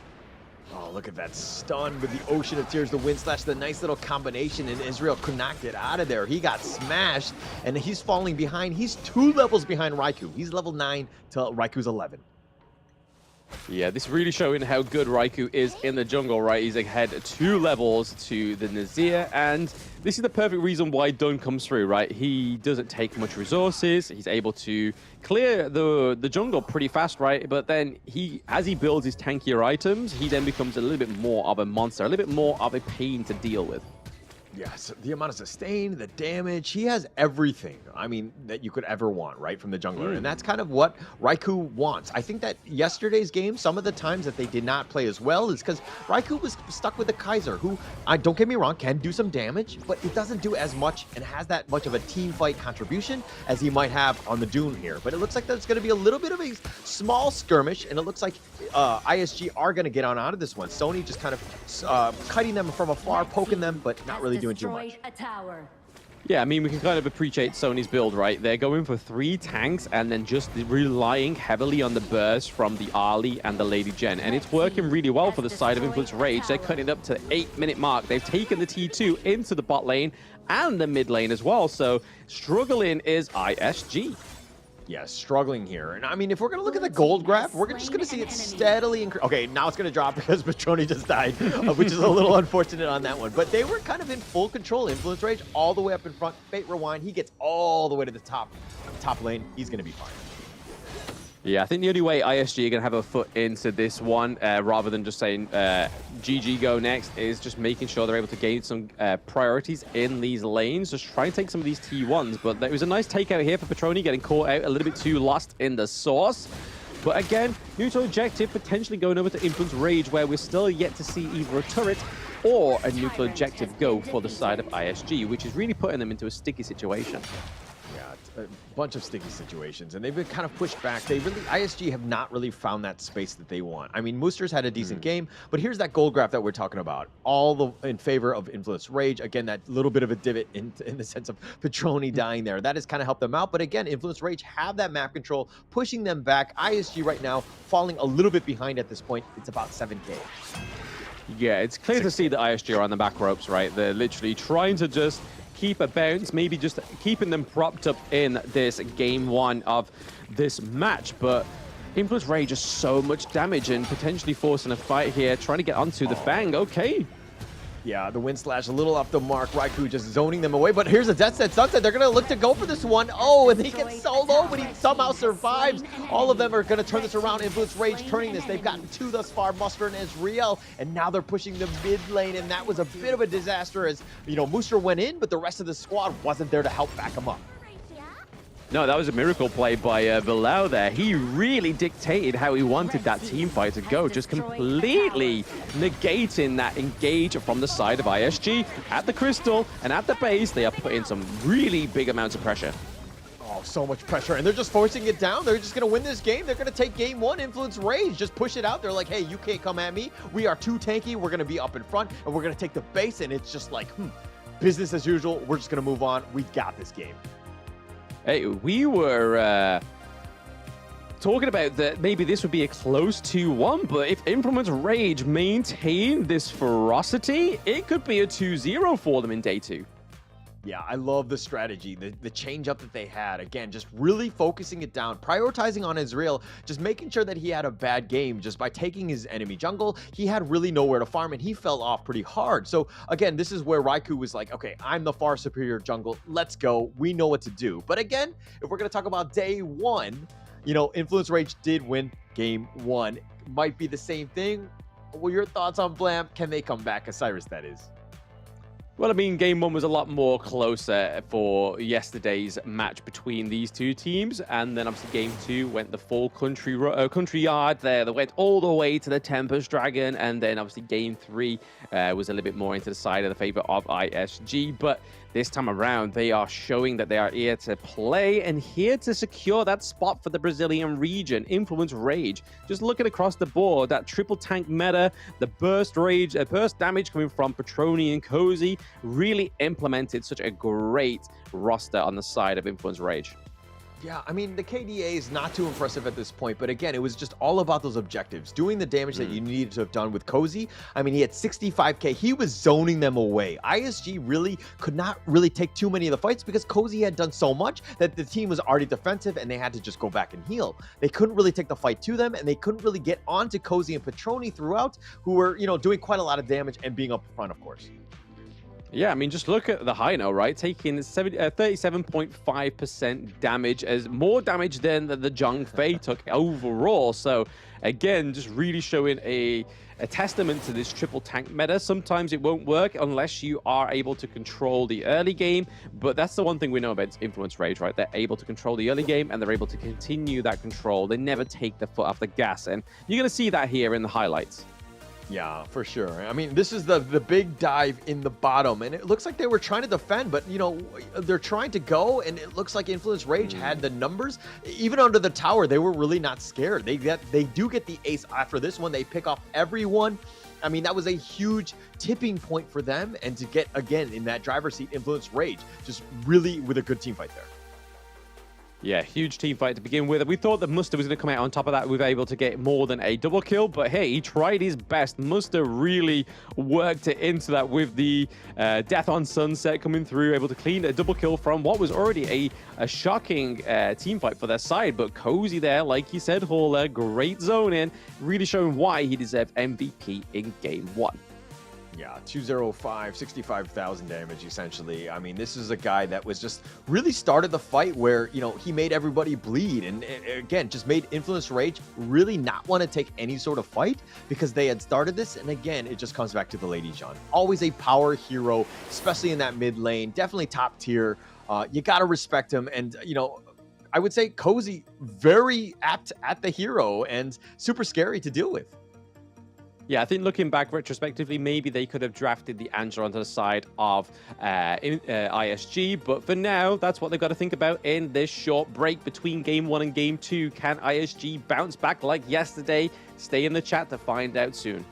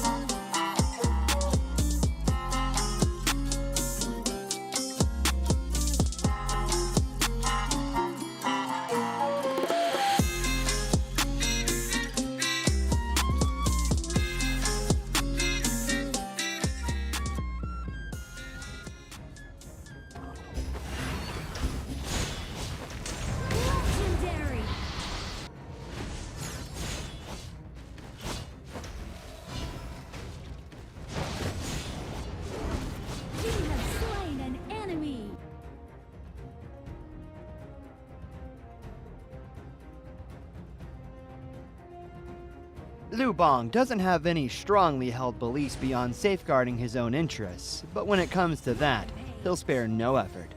This is his passive skill, which automatically grants him a stack of mark every second. At a certain number of marks, he gains an enhanced basic attack. This is his main damage skill. It enables a shield that deals damage to nearby enemies either when it expires or when he manually disables it. His skill 2 provides movement and crowd control, letting him charge forward to damage and stun enemies in his path. Liu Bang's ultimate is a teleportation skill. It provides the selected teammate with a shield and after a short delay, teleports him to the teammate, restoring health to teammates within range. Upon arriving, Liu Bang also gains an extra movement speed bonus. Notably, the longer he channels for, the stronger the shield and the greater the magical damage dealt by the teleportation. This combo is great for protecting teammates that are being overwhelmed. First, select a teammate to provide them with a shield. As he starts channeling his ultimate, activate skill 1 and wait for the channeling to finish, or tap the ultimate again to teleport. Then, use skill 2 to dash and stun enemies, followed by stage 2 of skill 1 and an enhanced basic attack to deal burst damage. This combo is mainly used to protect your team's carry. It utilizes the ultimate shield and magical damage to help teammates block fatal damage and gives them an opportunity to counterattack. Note that stage 2 of the ultimate can be used flexibly depending on the situation of the battle, though it is most often used to provide emergency support or to retreat from combat. At the start of a match, Liu Bang can choose to clear his lane with skill 1. After unlocking his ultimate at level 4, he can clear the clash lane first, then teleport to teammates to help them. Since his ultimate lets him travel fast, he can take the time to clear minion waves before teleporting to a teammate. This puts pressure on the enemy in the lane, while at the same time building a numerical advantage in teamfights. He can also let teammates initiate fights and use his ultimate to provide them a shield, then jump in to absorb damage and take out enemies with help from the carry. If he's facing an enemy who is stronger but doesn't have any crowd control skills, he can use his ultimate to instantly teleport to easily flee the danger. Liu Bang should focus on leveling up during the early game. After unlocking his ultimate at level 4, he can keep using it to reach teammates and help them build an advantage.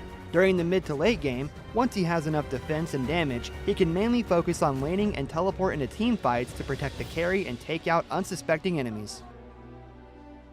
There, pull out the root of the problem.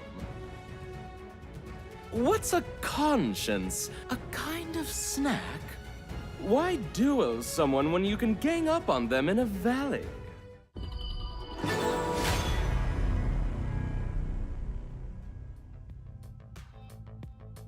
Influence Rage take game 1 against Isurus in an almost clinical game, I would say. Blam, your thoughts on that first one? Yeah, it was a bit hard for the Nazir to actually come back when you're playing from the back foot, right? When that's being starved in the jungle from the triple smite and also the triple tank meta that Influence Rage had. They were just able to clean up those Crimson Golems. A lot of damage was already being missed on the side of ISG, and it was all going over to Petroni, right? Even though Petroni got caught out a lot of it, it was just all down to that burst damage. We saw it multiple times. He had both of the buffs going for him, whether it's because he took out the Zer or he's able to actually just steal the buffs from the side of ISG, but they really just pinned them down right to the higher ground turrets, which when you're at that point, it's hard to come back from, especially in such a match that's at a short duration, right? Like an 8-minute match would be a lot harder to come back when you're at the higher ground turrets than it would be at maybe like a 17 or 18-minute game. Yeah, for sure. And I mean, Influence Rage, the biggest difference I saw is that this is a team that came prepared. They came prepared. They understood a new strategy. They really focused on Israel, made sure that he had a bad game, and just came out angry. This is what we wanted to have seen. And it was just like, they were so business-like, right? They went in, they were serious. They knew what they have to have done. They did it. They played it to a T, and they just pulled out the victory. That was a huge win for Influence Rage. Yeah, do you reckon there was some aggressive breathing over that, all that anger? As like, no, like, Yeah. No, I'm no, pretty no sure. calm, no blessing, just absolute unrelenting breathing. Yeah. My advice is don't breathe. Yeah, just go in. Just continuing on from yesterday. Just get angry and just go after them. And really, Influence Rage lived up to their name of just being like this rage-filled team because they were super angry.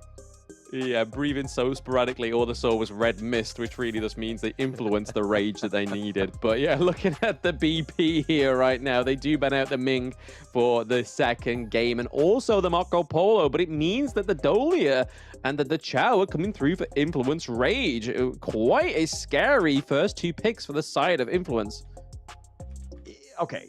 Definitely scary, Dachiao and the Dahlia, of course. But then in response, you have the Ogren and the Moats, which kind of sets them up. I think that that's a great counter pick to this one. Already very highly contested picks. And of course, the strategies are being shown, especially with the Dachiao there. Influence Rage picks up the Elaine to kind of round off this first phase of the draft. Yeah, I mean, we saw the double deaths on Sunset yesterday on the side of Influence Rage, and it went a lot better than it did for ISG, unfortunately. But if you look at the Hugh Huan and the Orgrim pick, I mean, those first 2 picks are a great flexibility, right? Because the Hugh Huan could be jungle, could be mid lane, or the Orgrim could be jungle, or could be Clash. Yeah, and I like that, right? Either of the two can play depending on which. But again, I prefer the Yuan in the jungle, and I like the Ogren in the Clash lane. I feel like they tend to be a little bit more powerful, especially like in the early game. Obviously, late game doesn't really matter, but I feel like there's more of an impact, so to speak. But ISG, again, the world is their oyster. It really comes back to Influence Rage. How do what heroes do they pick, and what is the matchup that they're looking for?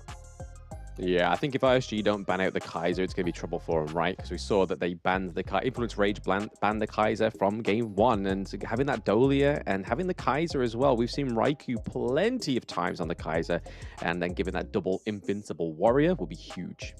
And they don't ban it. Would be. Yeah, they don't ban it. I mean, look, it could be potentially used. I mean, it kind of helps us with the Ogren, but again, we don't really know where or what direction they want to further go. I think that having some sort of way to slow the Ogren in some way or keep them kited away, I think is going to be important for Influence Rage. But the Yuan and of course the Ogren, those are the two that you need to deal with, and it looks like they're going to respond with the Menki here. Yeah, so double dream roll from the Monkey is going to be pretty huge for them, right? I mean, we saw it yesterday as well for, I believe it was Influence Rage. The dream rolls coming through, landing onto single targets was great CC. A lot of damage as well, being able to soak up the damage for the side of Influence Rage. And then obviously you're going to have the utility of the Chow as well, right? Being able to respawn and then either whirlpool back in, huge.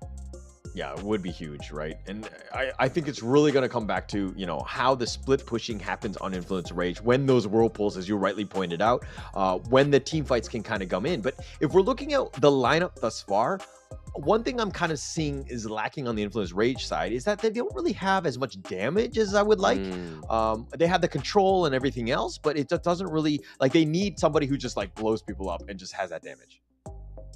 Yeah, I mean, Lung being taken off the cards, Ali as well, Fang being taken on the side of ISG. You can imagine that maybe Petroni will go for something like the Lady Sun maybe, or even the Ho Yi to have that double Blazing Sun arrow, be able to just take those plays from across the map, right? So it's really hard what they're going into. There's not been left much on the actual cards for themselves, with the Marco Polo be taken off by themselves in the early first parts of the ban.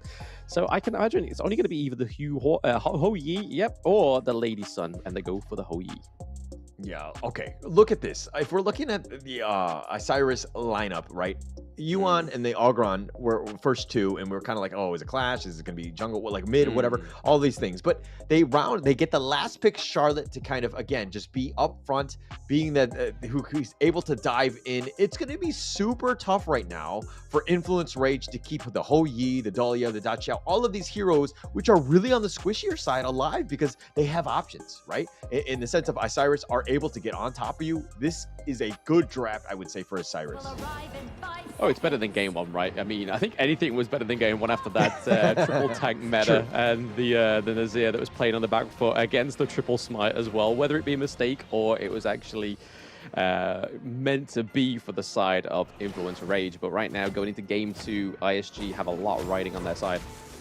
Yeah, a lot riding on this one, but my gosh, I mean, I like, it's a good draft, but the more and more I see it, the more I like it. I really like this Isurus draft. I think that they have a lot of potential. They're putting the players on the right heroes that kind of accelerates them even more. Like Ezreal on this Ogryn, I think is going to have a much better game. It's going to be a little bit more difficult for Influence Rage to kind of invade because just by the sheer power of the Ogryn, that is.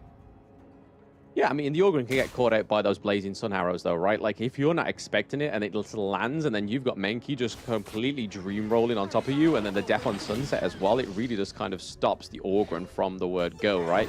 And then you've also got Fang, again, doesn't have as much rage, is able to get in and out, but dealing a lot of damage over time. He's able to here, a little bit of a trade in the mid lane. Yeah, it took a decent amount of damage. Ezreal just ate a Koi Tide and Severing Surge right to the face, got knocked up. He was just, again, it looks like ISG right now are going to just kind of funnel as much farm onto Ezreal as possible. He is your win condition. He's going to carry you throughout. But, you know, again, I think ISG doing a good job. I think that that's what you want. Because, again, last game, Ezreal didn't have a good job. You couldn't really support him. You couldn't get him the farm. I'm sure he was a little frustrated. And he let the teams know going into that break. And I think that this is the time where, again, Ezreal can really shine with that farm. Yeah, I think a bit of the comeback mechanic for the side of ISG, right, is the combo of the Cannon Blast, but then also Fang. Fang's able to roll in once that Cannon Blast hits. They're already CC'd, and then there's going to be a lot of damage going over to their side there. Monkey into the top lane. A lot of damage coming from Muster right now. The Conductor of Souls does come through from Cozy. Able to get out there with the Either Whirlpool. And then we see that a lane comes through as well. A little bit too late, I think, there for Influence Rage. No, actually, it was perfectly done, right? Cozy just Sea of Tiding out of there. He knew he was in a bad spot. He kept himself alive just because of that. And then he put the Whirlpool just to kind of help everybody get back into position. They weren't really going to go for the team fight. It was just more of a repositioning one to just save time getting back into the lane. A smart play by Influence Rage as they don't lose a beat. Okay, I'll concede that point, Hola. I'll concede that point. But right now, we're seeing that the goal difference is pretty much neck and neck right between these two teams, which is already showing a little bit more promise for the side of ISG. Yeah, for sure. And, you know, again, we knew that these two teams were going to be very strong. That early game was going to be hotly contested. It was going to be going just, you know, very, again, like a tie game going into this one. But Influence Rage had a huge, like a pocket strat that was built specifically to beat Isurus. This is a little bit more of a conventional draft, and so that's kind of why they're playing a little bit more stock standard, and I think Isurus are aware of this. They don't have to defend their jungle at all points. Ezreal can get some sort of farm, so it's one of those things where they're, you know, again, playing a more normal game. Isurus understand how to respond to this. Oh, absolutely. The fact that they don't have their triple tank meta, right? They're not able to just rock up into the enemy jungle and just take any of those buffs that they wish they can. But right now, the Cannon Blast is actually being quite an impressive tool for the side of ISG. Charlotte may get caught out here into the clash lane as we see the three-man rotation from the side of Influence Rage. The neutral objectives are up in about 16 seconds. Yeah, Capek's doing a good job on the moats, just as you, again, you rightly mentioned with the Cannon Blast. And that's what you want to do. You just want to be super annoying. It's one of those things where, you know, Influence Rage, Petroni wants to just free farm. He doesn't want to be Cannon Blast in the face. He doesn't want to be stunned. He knows when he's going to go for those last hits. He wants to continue on. And again, that just pushes him back, gives Wind RJ a little bit more time to continue to farm, and he's going to be a little bit more uncontested. As Bilal, not as great with the ranged abilities in terms of just with that Ode. Yeah, instead of going for the Tyrant, it looks like Ogryn's decided to shift up towards the clash lane here. Maybe try and get a kill onto Sony, but not right now. We're not seeing a huge rush for these neutral objectives. Now that they've got the mid priority, they may go for the Tyrant for the side of Influence Rage. Kind of see Ogryn and Charlotte going for the Overlord instead. So they definitely want the more damage, right? Especially when they've got the Ho Yi on the side of Influence Rage. They're able to secure it, and nobody takes it. The Cannon Blast looked pretty promising, though. Trying to steal it, but not securing it. Yeah, Influence Rage, I mean, a huge commitment of 4 members, especially early. Again, Petroni on the Ho Yi, getting that Tyrant buff is going to be super key for him. So they definitely needed to have forced that one in. They needed that Tyrant buff going into this one. Because again, Petroni, it helps with the farm. It just helps push along. And that's kind of what you want. You want to give Petroni the chance to really shine with all of that damage as he pushes it through. But again, we haven't seen too many Burning Sun arrows from Petroni. And I think he's just waiting for the right time. He's literally charging at that Blazing Sun arrow, right? He's just, he's been very conservative with it. He doesn't want to drop them willy-nilly. There we go, as we sort of called it. Coach Hauler comes through, but it is going to be a miss from downtown, unfortunately. All right, well, when I made the call, it looks like Osiris had heard the call as well, and they're like, everybody alert, alert, red alert. And so they ended up dodging it. Yeah, it's like, they're witnessing to the fact that I haven't dropped one yet. That's no good, that's no good. I need to do it. Just cracked under pressure. Yeah, and I mean, the first one was used at level 8. If I was Petroni on the Hoyu, I would have definitely shot it right when I got it at level 4. I would have pushed it along and just tried to fish for things. As soon as you get it, hey, just faith and dreams, baby, faith and dreams, and just literally launch the first ultimate as soon as you get it. I like the cowboy attitude of the Hoyu. Yeah, but okay, we're getting maybe a T1 takedown as well, so nobody dying, but a T1 getting traded. Yeah, Influence Rage doing a good job with just the structures. And they're not about all the kills. They play a very strategic game. And again, going for those structures, super key, starting it off, but they're a little bit behind, but not the worst thing in the world, especially since Raikou is doing a great job with his net worth. He's finding farm across the map, and he's definitely been able to fortify each of the different lanes as well. Yeah, I mean, considering, right, the Influence Rage, you could kind of make a case for them having a little bit more of an influence on the Gorge, forget their better word, but you can kind of see that the goal difference is really reflecting that. It's slowly in the head, or if not equalized on both of these teams right now. It's very neck and neck. The Blazing Sun Arrow does connect onto Motsu. Are they able to claim a little bit more? No. Not able to gain that speed from the Monkey or the Chow. Yeah, and the Burning Sun Arrow is one of those things where it's like, yeah, I can hit it, and I mean, if he's closer to me, I can hit it. It's much easier to do, but then the stun is a lot less. So it's kind of one of those things where it's like, I want that long stun, but I want to be in his face, so it's kind of like conflicting, right? But in the top lane? Yeah. Yes, in the top lane, a little bit of aggression there. We do see the Orgren's using all that he can to kind of do the damage early on. The path for passing does come through there, tries to gain access to the Crimson Golem, but the Death on Sunset goes into the backline onto McGinty, but now it's going to be a 5-on-1 into the lane. The Celestial Blessing does come through to save Sony for now. Still the Dream Roll, yes, lands onto Muster as well. I thought they was going to just leave it there, but now that Petroni's coming in, it's like, hey, Mr. Big Guns with the bow and arrows coming through. I think we should just leave right now while we've still got some life. Okay, Mengichi just playing with his food almost, right? Where Sony went in with the Death at Sunset, he was being completely focused, but he just like drops the Unending Sorrow. He's going to dodge all of that. But luckily, of course, there's Bilal with the Celestial Melody, giving him that second one, and Sony does get out of there. A good fight, and you're seeing just how mechanically skilled both teams are. Yeah, but they're leaving Petroni in the corner, right? Nobody puts Baby in the corner and gets away with the consequences. And right now, they're going for a bit of a macro into the bot lane, but no, we do see the Death on Sunset twice come through from Sony once more. Cannon Blast really saving the day there, putting a lot of pressure onto the Orgren. Orgren gets the first kill onto Sony right now, and there we are. Capo looking pretty low. Monkey comes through, gets a 1-1 trade for Influence Rage, keeping that gold differential at a standstill. Yeah, Catbox with a nice think inside the box, really setting it up and locking Sony down, right? Yes, he has the Death at Sunset, but Catbox is just like, you know, like foaming at the mouth. He's just waiting for him to just get on out of this one and to drop in so that he can get that think inside the box. Oh, yes, it came through, but yet again, at such a short range, their stun is so low on that one. Whereas if that came from downtown, boy, he'd still be standing there if he's not dead. Yeah, but again, who else is going to do the damage, right? It's coming back to the draft where Petroni, there's a lot of pressure on him to be doing all that damage. So he can't be really doing the setup. I think you need Renki to kind of get that Dream Roam, set everybody up, launch him up, but in the bottom lane. Speaking of launch up, someone got launched up and it was Fang in the bot lane, and you can see what he was trying to do there. He gets the macro, gets the T1, so a valiant death. It was definitely secured, but there we go. The Blazing Sun Arrow does connect onto Menginchi. He's able to get out there with the Undying Sorrow, but still gets defeated by Monkey coming through into the backline there. The Either Whirlpool does come through so that lane, Sunny is able to come back in just in case they want to go for a second rush. But setting up this mid lane here, they could potentially go for T1. They're going to quickly switch their direction and go for the neutral objective. Mengichi actually didn't have the Unending Sorrow at that point. He had just been caught out. The bad, like a little bit of a awkward positioning. I would dare I say bad positioning. And he got caught out, right? And you got to be super careful. If you don't have your ult, you need to understand where you are at all moments because you can be one of the squishier on the squishier side and you can get blown up. So you got to be careful. Influence Rage right now, definitely in the driver's seat with a 2K net worth lead. Yeah, I mean, that was a great, like, multi-factor objective going on right there. They was going for the neutral objective. They had the minions in the mid lane, taking the T1. And then you also had Sony up into the Clash lane, just making sure nothing was going to take that T1 for themselves. So, again, still secure in that Clash lane. It's literally holding on by the skin of its teeth for now.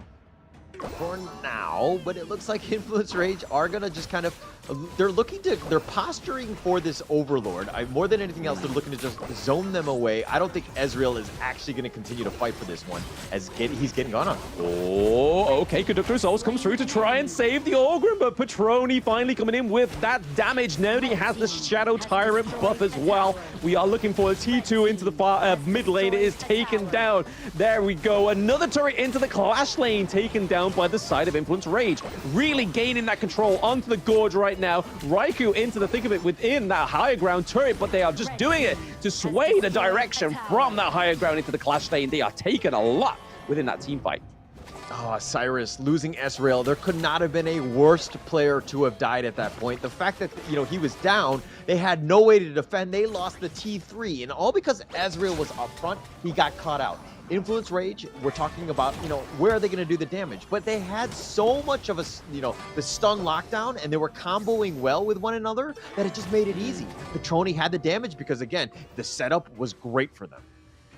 Oh, absolutely. I mean, like you said there, the worst person to fall out that entire interaction was Ezreal, because he's just the tank of the team, right? He's able to sustain the damage, able to deal the damage, but then also regain that damage as well. Influence Rage surprisingly didn't go for the Overlord whilst they had all that downtime into the actual crystal of the side of ISG. But there we go, Blazing Sun Arrow comes through once more. He's going to be the ultimatum between taking down the higher Algren as well. Q1 goes down also, so Mengichi is not going to have the sustainability for the side of ISG. We see a Wind RG on the run with the Fang going into the T1, looking to just die to the Monkey as well. That is a 3-0 trade for Influence Rage. A completely different team we saw to yesterday. Yeah, Raikou there flexing on that one. He's like, cool guys don't look at explosions. He ended up just getting the kill on the Wind RJ, just walked around, but continuing on.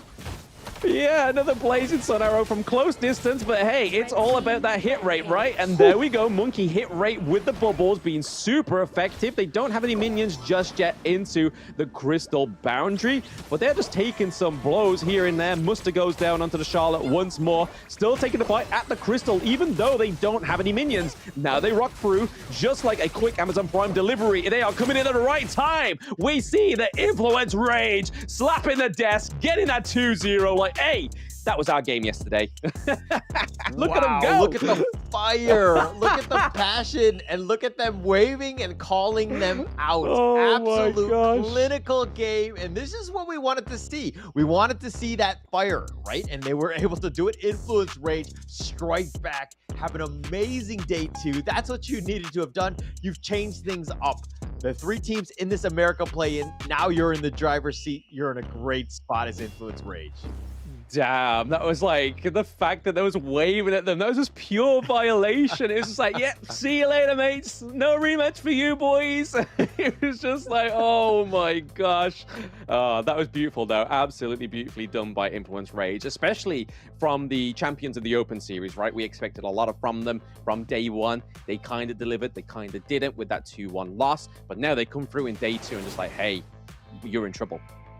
Yeah, you're definitely in trouble, right? And I don't know if Osiris right now, I mean, they traded, but it was a 2-0 here and a 2-1 in favor of Osiris there. Tiebreaker-wise, Influence Rage right now on top. It's all going to come down to that last series, but I'm getting ahead of myself. This game right now, Raikou, in my opinion, was the MVP. He was 4-0-3, completely set up all the fights, so tanky and far superior to the farm of what Ezreal was doing, who actually fell behind.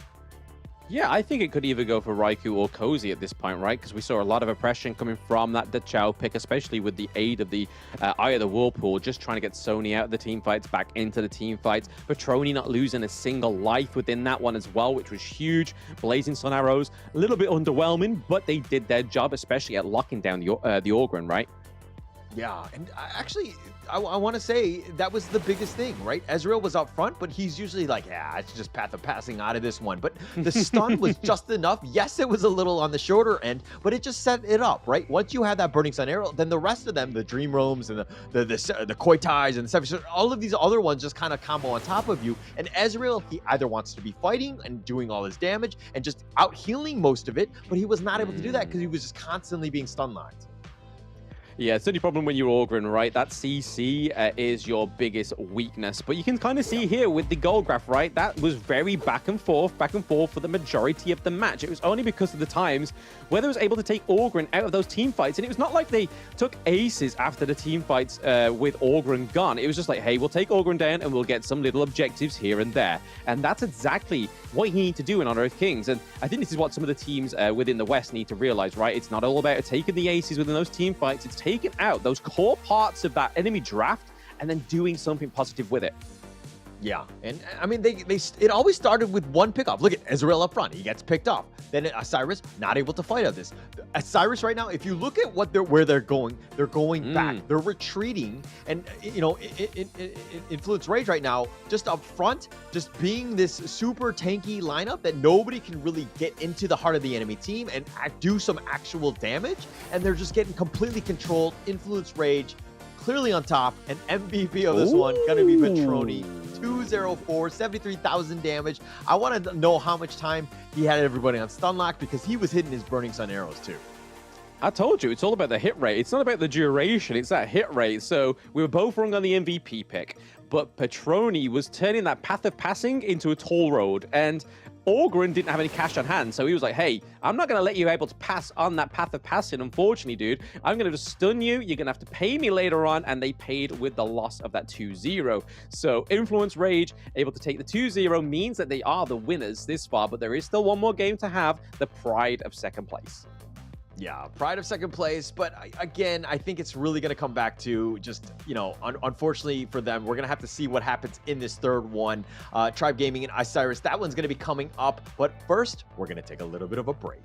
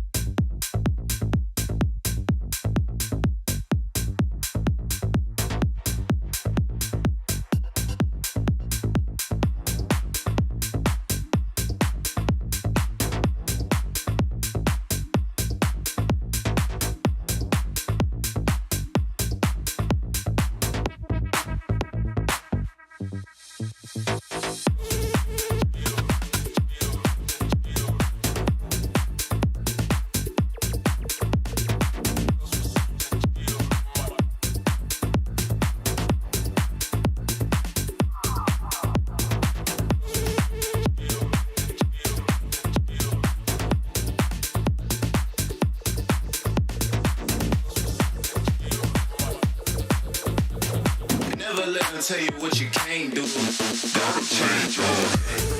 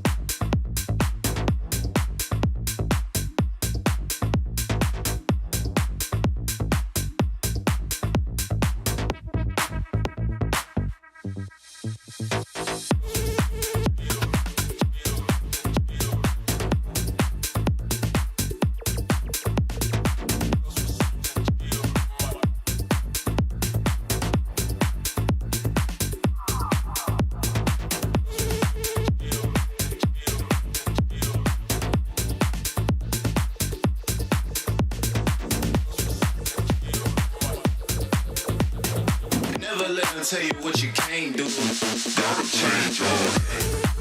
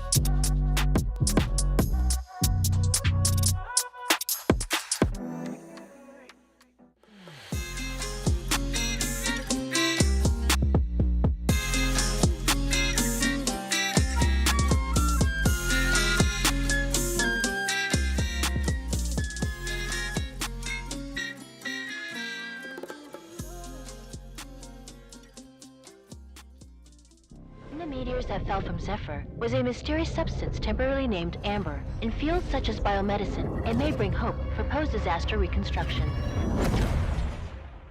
The possibility that they're still alive is practically zero. This is our only chance to save them.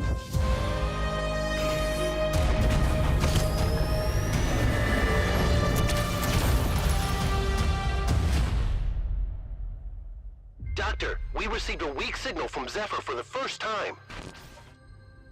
Zephyr! Rescue!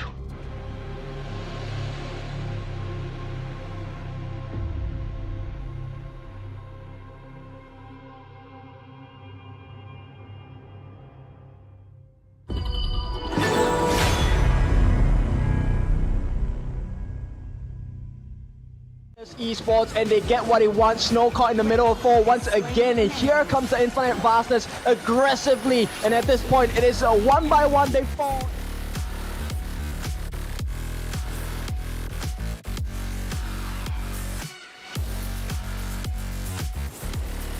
Duel of death. He kills Kakarot right away. He wants to go for more. He's chasing after them with the Nine Rush jumps in once again, will not survive the fight. A Vanguard, Suits, they fall, and it's Influence Rage. Okay, caught in the middle of 4. 5 is all of Fearless Esports, and they get what they want. Snow caught in the middle. Side of Chaos, and down goes a John Face. So there is the backbone. We could still see a steal here. Who's it going to go over to? It does go over to the side.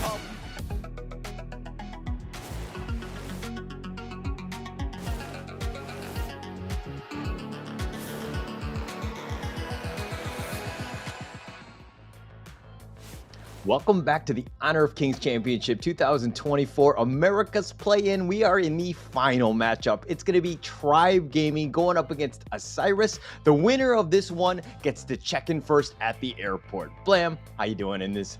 How are you doing today? Oh, I'm doing fantastic if it hasn't already shown. I mean, we've been spending some time already together, Hauler, but those matches from earlier have been super fiery. But if we just look at this here, the games won between these teams means that even if ISG are able to take another game, the 2-0 from the side of Tribe Gaming, it means they're only going to be the up by two, so 6 games won and then 3 games lost, right? Yeah, unfortunately, I don't think that they have a chance at the top spot. Influence Rage after that monster performance in the second matchup of the day where they 2-0'd Isurus. I mean, they really stuck it to them and they let them know. There was a whole bunch of trash talking after that one. And Influence Rage, I mean, I'm sure they're ecstatic, but it's one of those things where it's like, whoa, settle down. Let's show a little bit of sportsmanship going into this one because they were very feisty. Absolutely. I mean, it's the biggest upset of the day, right? That is definitely the biggest upset of the day because we were even saying going into this whole stream that was like, hey, a lot's riding on that second match of the day, whether it ends in a 2-1. That means there's going to be a rematch. But hey, Isurus Gaming here for the last game within the play-ins. It is Muster, Azriel, Miguichi. We have WinRG and Capox in the roster looking to fight it out for another best of 3. Yeah, and I mean, this is one of those things where, it's all about the experience, playing it out, even, going at Tribe Gaming. I think that they're going to be a little on the downside, but it's still one of those things where, hey, you're a professional in this one. Let's continue to play strong and build off of that momentum going in and not take a nap like that guy was. Hey, why not? You gotta have that little sleep, right? It's not the drunken fists kind of combat style. Just have a little bit of sleep, get that regen, go back in. But speaking of going back in, here is Tribe Games roster for the last time within the play-ins as well. We have MTS, Marley, Startin, Arakizaro, and Charm looking to try and get some kind of victory on the board for themselves so they don't finish on a 0-8 record. Yeah, for sure. They just, start slow, get that first win, get something going, right? They've tried things out. They've had some decent early starts to games, but then they kind of struggle trying to come back. They haven't been able to find the right formula, especially against the other teams like Isurus and Influence Rage. So they've kind of struggled in that front. But again, it's about the learnings. It's about getting better for the long term. Yeah, absolutely. I mean, we've seen a steady improvement for Tribe Gaming, but when you're in such only a 2-day thing with the matter of 8 games for you in total, it's not the kind of time where you want to have a slow improvement, right? You want to be bringing your best. You want to be learning as much as possible from every game in this play-ins. And right now, their last opponent is Isurus Gaming, so have just taken a beating from Influence Rage. So let's see how Isurus comes back. Is it going to be with vengeance, or are they just going to be like, hey, let's have some fun? Well, it looks like they can have a little bit of both, right? They can have some fun and they can get a little bit of vengeance. This Mai in the mid lane is going to be super, super high flying. We expect nothing but the best from Mingichi on this one. I think he's going to be a little angry, and he's probably going to want to take the fight to the enemy team here.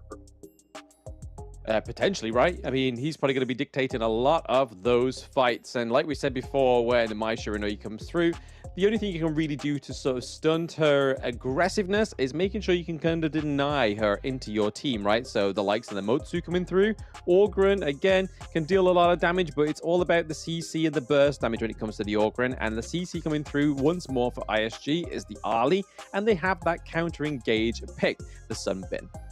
Yeah, it's going to help. Again, we talked about it earlier today, but again, you know, it's all about the time flux, getting out when you need to, when the Ogren decides to run at you, even with Path of Passing, even with your cheats, so to speak, getting over the terrain. It's going to really help you out and dictate how you deal with it. But the D-Renge going to be picked up by Tribe Gaming. That's going to be a nice little counter, or they're looking for it, at least in the laning phase. That's going to help them out, but I think it sets up nicely with that modes. Yeah, I think it's the first time we've actually seen Tribe Gaming pick up the DRNG, to be honest. They've always been about the Lady Sun, the Ali, the Lung, when they can able to pick it up. But, hey, Lung's not even been banned this time around, and they decided to go for the DRNG. So a little bit of a weird one there. The first time we've seen Lung not banned and not picked up once. Yeah, I mean, it's a great opportunity. Again, maybe they're just changing it out. I think Isurus right now, we're more just like, hey, we're going to take the Arlie away. We feel like, you know, Iraqi Zoro plays it quite a lot, and they try to focus on it. So it's one of those things where it's like, hey, if we're not going to ban it, we'll just pick it, and then we'll potentially look to outplay them with it. Yeah, the ban of the Masashi makes sense, right? Again, a big counter to the Orgren, a big lockdown mechanic as well. And then over to the side of ISG, they ban out the Dharma. And a lane being banned as well means that the Clash lane becomes a even slimmer hero pool. So you have the likes of the Byron still up. Will we see MTS pick up the Guan Yu? No, he goes for the Byron. So, hey, I shouldn't have guessed myself. Byron coming through. It's a nice little compliment here. I mean, it's good. I think it's definitely something that you want in that top lane. Tribe Gaming just want to run at you, and it helps out with Ogren. I think, you know, that and the moats to kind of set up with Cannon Blast. It's going to be super interesting how they do it. Again, I always feel like Tribe Gaming go in with good drafts. I never have an issue with that. It's more of the execution part where they're kind of not on the same page as maybe some of the other teams here.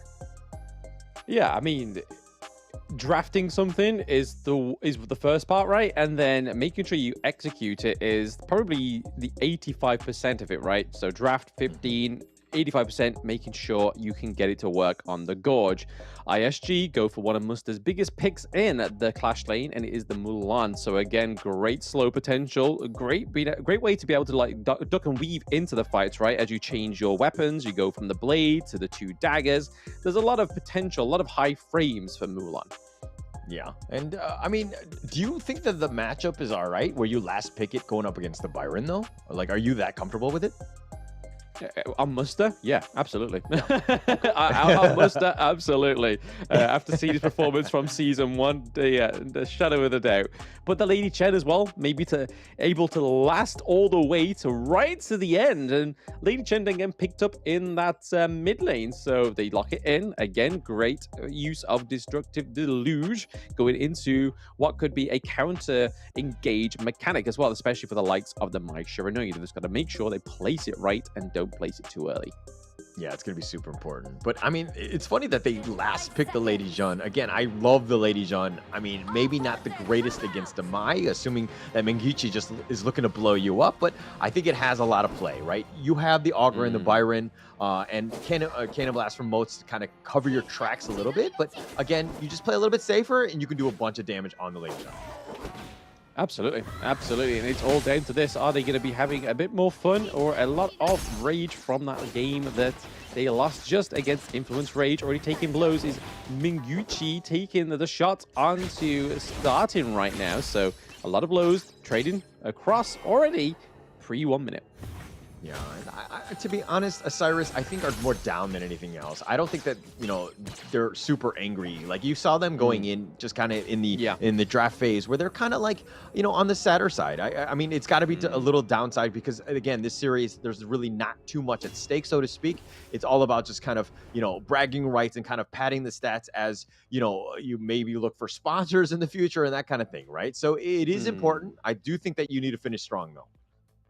Oh, absolutely. I mean, there was a lot riding on that last series, right? And like you said, now going into this one, a little bit of deflation, but like you want to do, you want to go it in true style and true competitive fashion. Just making sure you claim that second place, right? Just deny your enemy of actually getting any win on the board. I mean, that's still an impressive right? Like, just being the third place, didn't get a single win, and it's because of these two teams just being so good at what they can do. Yeah. I mean, these teams still top tier, right? Like they're still kind of also learning to get in, you know, learning Honor of Kings and trying to get to that next level. We've seen them time and time again. Like, these are teams that they're no strangers to the Honor of King esports scene. But again, it's just one of those things where, unfortunately, you were not at your best. You were not able to take it out. And it looks like really these open series champs, I mean, just moving forward, we're seeing a lot of good teams just kind of come out of these things. I mean, when you got a team like Influence Rage that managed to gain third ranking in the last Chuck BI, it really puts weight behind the team, right? I mean, this has been a team that's not always been under Influence Rage. They've been under the organization of Fluxo, and Fluxo have exposure all the way back to KIC. So again, a lot of experience from the team just by themselves as players, and then also being able to rank themselves as third in the last Chuck BR tournament, only losing out to Loops towards the end there is pretty huge for a team, right? And it's a huge standard that's going into the next tournament, which was the Open Series. They had to prove themselves, and then going into the play-ins was the last part they had until they get to the KC 2024, which VKS won't be at because it is, I believe, who was the winner of the Brazil one? I think it was Alpha 7. So again, two Brazilian teams, a little bit different to what we've been seeing in the global tournament so far. Alpha 7 and Influence Rage both taking the stage for Brazil's region to represent them and hopefully do a better job of what their previous predecessors have done. Yeah, and a lot of, you know, props to them for making it. Brazil has some great teams, definitely top tier, and I mean, they're competing with the Malaysians as well and the Chinese squads, so they're making a name for themselves. They definitely have the experience and they have the competition, right, which is actually very important because the competition makes the other team stronger, and you're kind of seeing Influence Rage just kind of like survive in that region and get themselves because of the fact that they have competed against the top teams. Yeah, absolutely. I mean, Brazil as a region before Global even started, right, was already a pretty promising region, but now they've been starting to be exposed to teams like Malaysia teams, and then obviously some teams that have some KGL players in the roster as well. It's only going to strengthen the actual experience and the talent of the Brazilian teams. But First Blood is going to go over to Tribe Gaming. It's a little bit of a trade down into the bot lane. Didn't quite witness that one there. Azerba should really get a replay for us in a moment. But again, some been trading it out for the DRNG, but then also we saw Charm get a kill onto WinRG. Yeah, and here it looks like, here's the replay, the one that you've requested. It looks like Mengiche makes the nice rotation, but it looks like WinRG was actually the first to fall. Unfortunate for him, but Araki Zero did get killed in return. So farm laner for a farm laner, not the worst thing in the world. Yep, doesn't make anyone blind. It just kind of negates that gold lead, right? But speaking of gold leads, Tribe are ahead ever so slightly right now. So there is definitely a little bit of a better play style coming from Tribe Gaming here. MTS getting a 1v1 from Muster as well. The CC immunity comes through. Doesn't land the ultimate just yet. But there we go. Marley coming in with a flank. It makes it a 2v2. Now that McGinty's into it, dealing a lot of burst onto MTS, forcing them away. So there's going to be nobody falling right now on either team. Yeah, Mali was with a good gank attempt. It was, valiant in that regard. But Mangiche had just rotated up as well. And this is one of those things where it's like he was trying to back up his team. But Muster, understanding the limits, committed the flash, got the dash. And with that mobility, he was able to get scot-free, stays alive, which is actually going to be quite key in this game here. Quite Mengenki, right? Going into that one, surviving. Just another bit of a technical pause here. It seems like there is a bit of a gremlin within the headsets, it seems, today. We had none at all yesterday. A clean sweep of technical free. I suppose we are being punished for that technical free day in day one right now. Yeah, unfortunately, sometimes that happens. Sometimes the headsets aren't really working, and that's outside of some of the players' control for sure. But they're going to get a new one. They're going to look to just quickly fix this one up, patch it up, put a little scotch tape on that headset. No, I'm just kidding. But it should be fine, and it should be working soon. But again, it's super important that all the players can hear each other. Communication is the utmost key factor in a 5-on-5 game. Oh yeah, absolutely. You need to have that communication channel be clear, and so you can give precise call outs, make sure that your team aren't going to get ganked or done over because of some kind of technical problem within the stadium. But right now, how are we feeling about both of these drafts, right? Which one is standing out to you, Hauler? I mean, I really like how Tribe Gaming drafts. I really do. Like the drafts, they're very meta. They're very strong. There's a lot of synergy. But it usually just comes down to the play style where like they're not as well coordinated as the other teams. I don't mean to bash them, but it's just what we've seen from Tribe Gaming. I mean, they're winless for a reason. That said, I think Isurus are coming in with the Mulan isn't my favorite pick in that Clash laner. It's definitely going to be fine with Muster piloting it, but I think that there's, it's a good draft, right? And there's still meta like the Mai, the Kaiser, the Arlie, all of these ones that kind of help out. But draft alone, I just love the Ogren, right? I just think it adds too much to Tribe. Yeah, I mean, Ogren has been pretty much one of those picks that you see Tribe always try and pick up. They don't want to give it over to the enemy, but they don't want to ban it. So they try and take it for themselves. They have, as they've progressed throughout the days, they've done a lot better on the Ogren, right? Day one, they was able to get it, didn't quite do as much as they were probably hoping for. But again, they are showing an improvement on this pick. And Marley did a fantastic performance against Influence Rage, considering all the odds were stacked against Tribe Gaming after taking a 2-0 loss from yesterday, and obviously inevitably taking a 2-0 loss from them today. But I think they had a much better run at it, right? Yeah, for sure. I mean, they definitely stepped up, and they've done much better, especially in the early games, right? That was not really the issue. It was just more of like, again, converting kills into towers and some sort of objectives. And that's kind of where they were lacking. Tribe Gaming didn't really seem to have, like, I liken it to chess, where you make a couple of good moves and you're up pieces, right? But you're not thinking 3 to 4 or 5 moves ahead. It's more of just like that 1 or 2 to start, if that makes sense.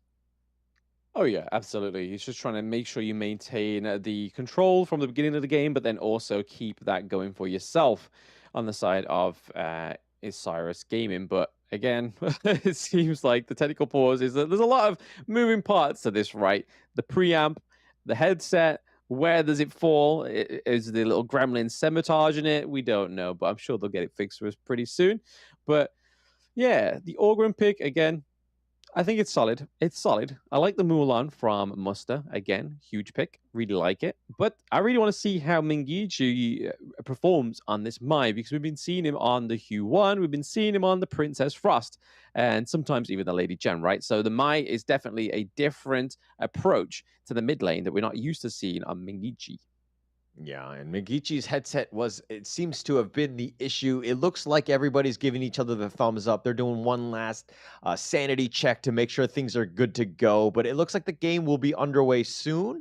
I hope. And there we go. It looks like the game is about to start here. And, they pushed it in. Oh, actually, Mengichi had actually been kicked out for a second. He's just reconnected. Yep, reconnected, and then obviously Wind RG got taken down there. It was a bit of an unfortunate pause, right? Trying to come back on that point, like keeping that mentality that you are about. Do they get dived on? What can I do when this pause comes off? And unfortunately for the side of ISG, they weren't able to do much, but MTS taking a lot of blows there. Muster and Mengichi going in for a 2v1 rotate. You can see the Orgren's pretty preoccupied down into the mid lane there against Azrael. Yeah, and I mean, they're neck and neck, Ezreal and Mali at this point. In terms of net worth, though, a slight advantage for Mali with 500 gold. And it looks like the teleport is going to happen. Mengichi is going to go all the way in the bottom lane. They want to fight. They want to take a fight. I mean, it's a 4v3, right? They need to kind of try and make the most out of this, but there comes the Destructive Dislodge, trying to keep away the Mai Shiranui and the Ali. They lose the T1, right? So Tribe doing a little bit of a better playstyle in terms of claiming these objectives. First turret, the earliest we've probably seen Tribe Gaming actually secure a turret. Good early game, right? That's a good start. Yep. Again, up about 1.6K. They're doing well. That's what you wanted to have seen from Tribe Gaming. Now they're starting to do it, getting that T1. Good commitment. They had 4 members and they covered it out. Mengichi, I thought he was going to go for the teleport play to kind of help defend. No real chance. But again, that bottom T1, it converts and it turns into a Tyrant as well. So looking up for Tribe Gaming at this point. Yep, so far so good. It's looking like a bright day. Destructive Deluge may come through here for starting. He does place it down, but able to get out. Oh, okay, just on the border. Mulan does fall there to MTS. So try picking up a 3rd kill for themselves. Maybe even a 2nd T1. Yeah, I'm wondering if Isurus are just shaken up, right? I think that they've kind of, been so demoralized by that loss that they're kind of, it's affecting their play now, because this is really not the Isurus that we've known and seen. It's a little unfortunate right now, but, more props to Tribe, because not to take anything away, they're playing well. This is what we wanted to have seen from Tribe from the beginning, but they're just starting to hit their stride at this point. Yeah, woke up a little bit too late, right? But hey, at least they're waking up and actually trying to get something out of this best of 3. And right now, they take the T1 into the bot lane, take the T1 into the Clash lane, and currently up with the gold lead as well is definitely something of an improvement for the side of Tribe Gaming. They didn't quite able to steal that Azure Golem buff, however, but I think it's giving it over and giving some real weight to their draft, right? The Tribe draft is really good. You have the Motsu with the long-range Cannon Blast with the setups.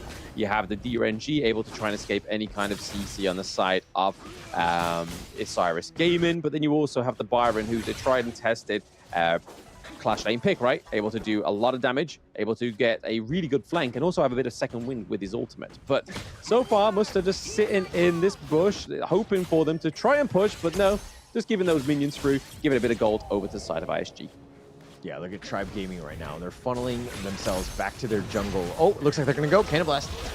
Yep, Cannon Blast into the path of passing. We do see that the Invincible Warrior is procced, but a little bit too late. Byron is able to take down the Sunbin, and then the Kaiser goes down as well. So both Capo and Ezreal both fall there.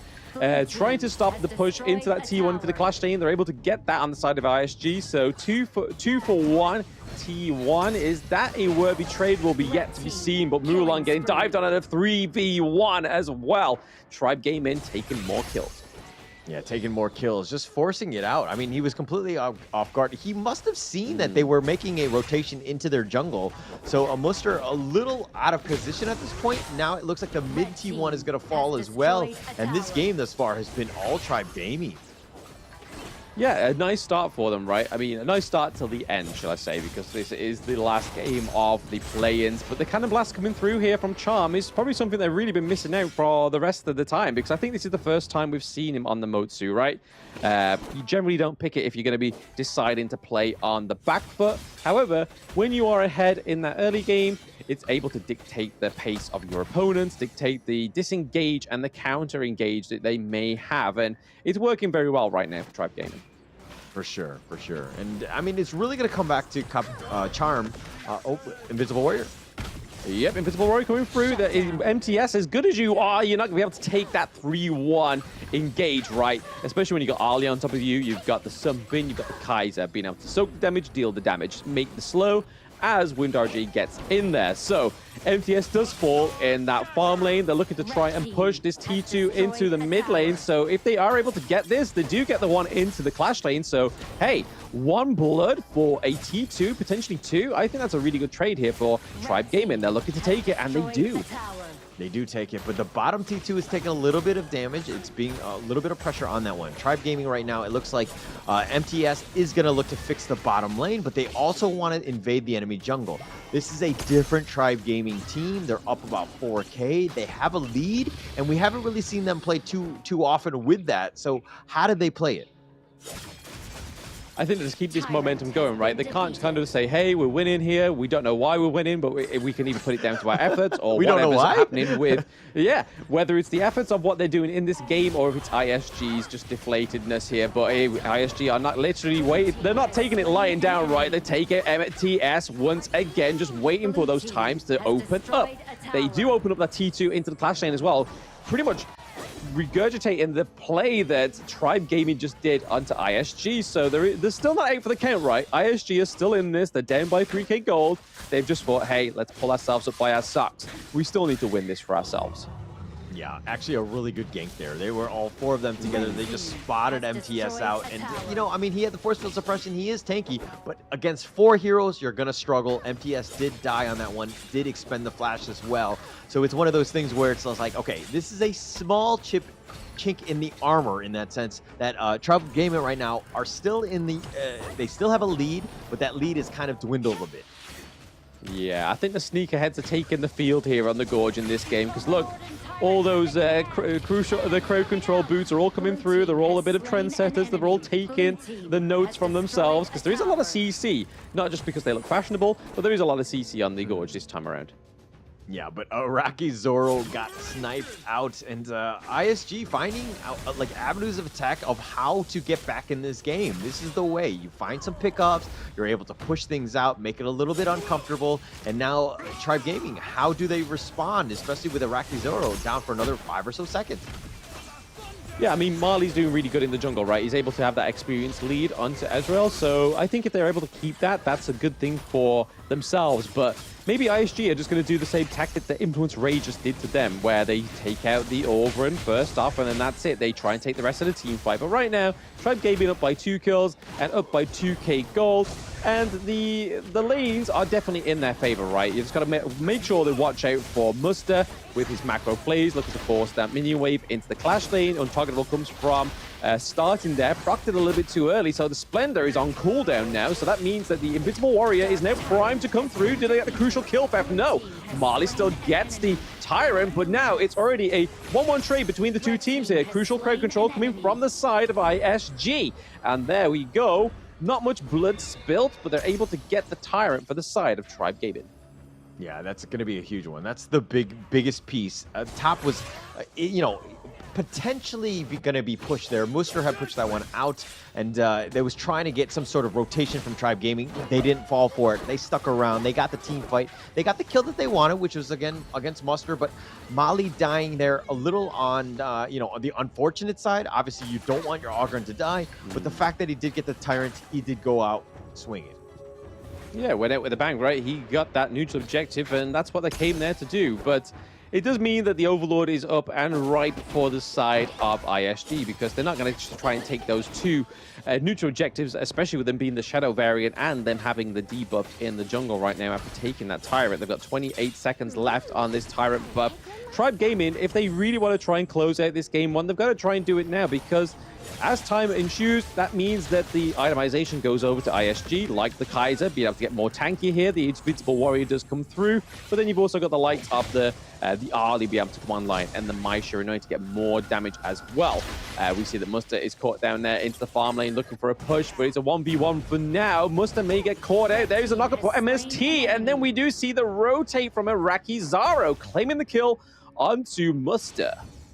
Yeah, so you're probably wondering, why did Mustard get caught out? He was so out of position, all that. But this is the thing. When you're playing from behind, you need a split push. You need to just constantly put a little bit of pressure on that. Tribe Gaming obviously shut it down. They did get the kill. But again, it's kind of one of those things where now that bottom lane's still taking a lot of pressure. That bottom T2 has already been taken out. Now Tribe Gaming, a little on the low side. This is a little risky. As Real does have a smite if they want to go. I don't know if they do.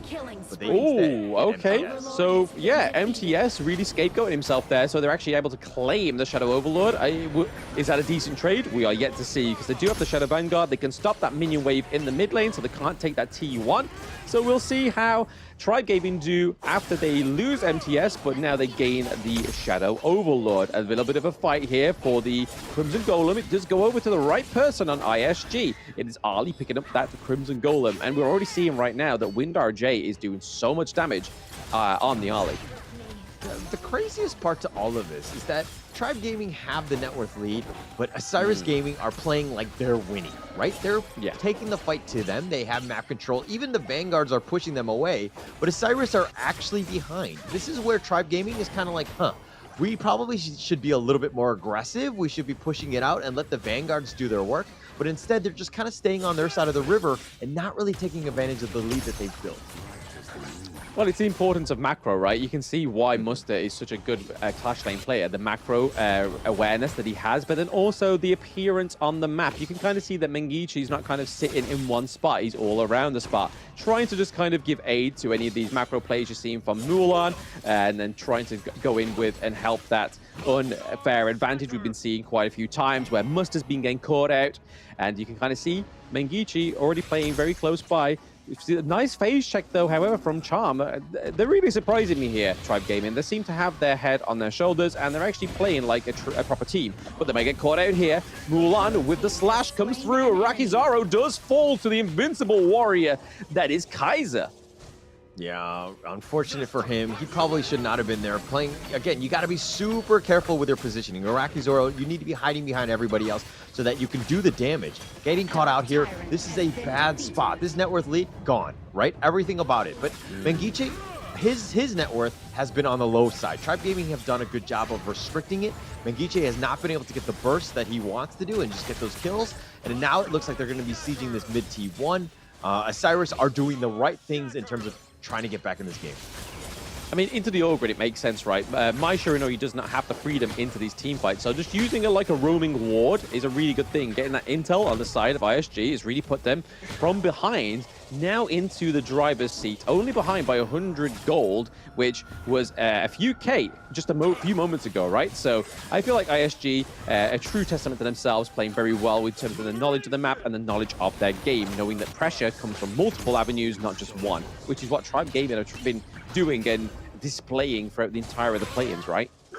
Yeah, and Tribe Gaming here, though, they're being smart, though, in terms of just kind of protecting the mid T1, right? That's been the crux of their issues, where they kind of let that T1 die, and it just opens up so much of their side of the map.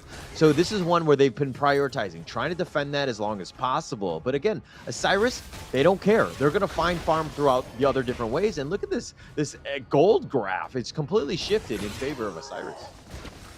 Yeah, and I mean, you can kind of see with Windar G as well, right? He's fully itemized, so you know that that damage is not going to peak unless he's able to secure the Crimson Golems or the Tyrant buff. So I think that's probably the point of call right now for Tribe, if they know what they're doing, is making sure they're able to try and just nullify that damage. As you can see right here, loads of damage coming from Windar J onto MTS, and he's able to get the takedown as well. Mengichi into the backline takes a lot of damage from the Orgrim, but knows he's still there. Invincible Warrior coming through once more.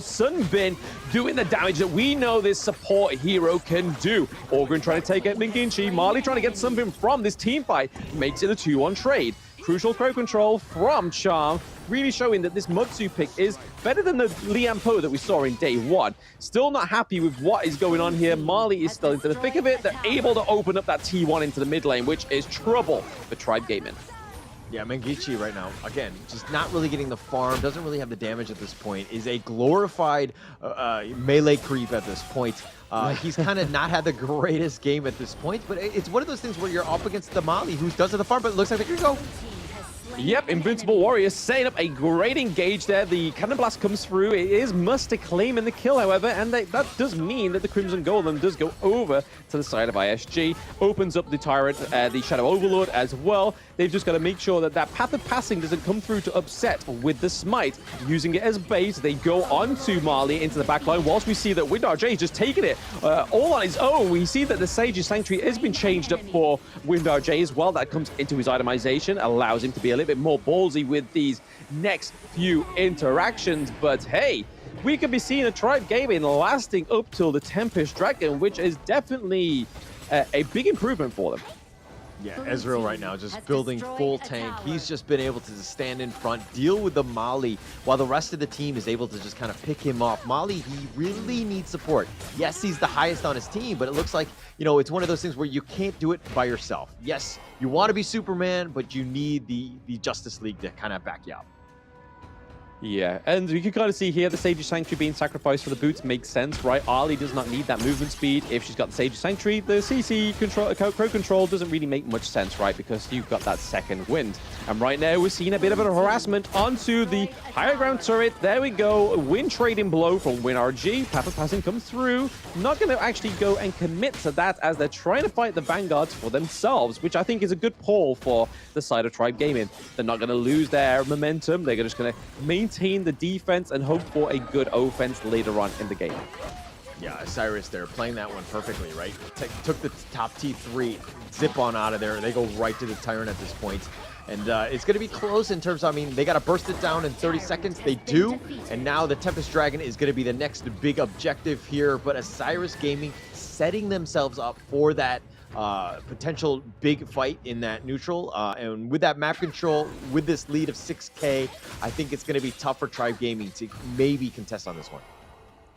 Yeah, you can kind of see a lot of offensive items come from, defensive items, sorry, come from the Durangi towards the end, right? You can kind of see that the offense and defense item coming through there as well as some of the magic defense for the Mai Shiranui, just to kind of keep him a little bit more weighted into these team fights, because we know that he has the cleanse, he's able to get out of there, but he's able to kind of stop somebody coming at him head on with that CC from his ultimate. But now you can kind of see that ISG are definitely having control here on the Gorge. Other than the bot side there, which Mengichi is going to stop now, is able to just nullify whatever macro they had and whatever priority they had in their lanes is now gone. Yeah, let Mengichi get a little bit of farm. I don't know if you just caught that, but Isurus, all of the members, Mengichi is actually the lowest. He's actually dropped below Capex in terms of net worth. He just hasn't had that great game that we expected from him.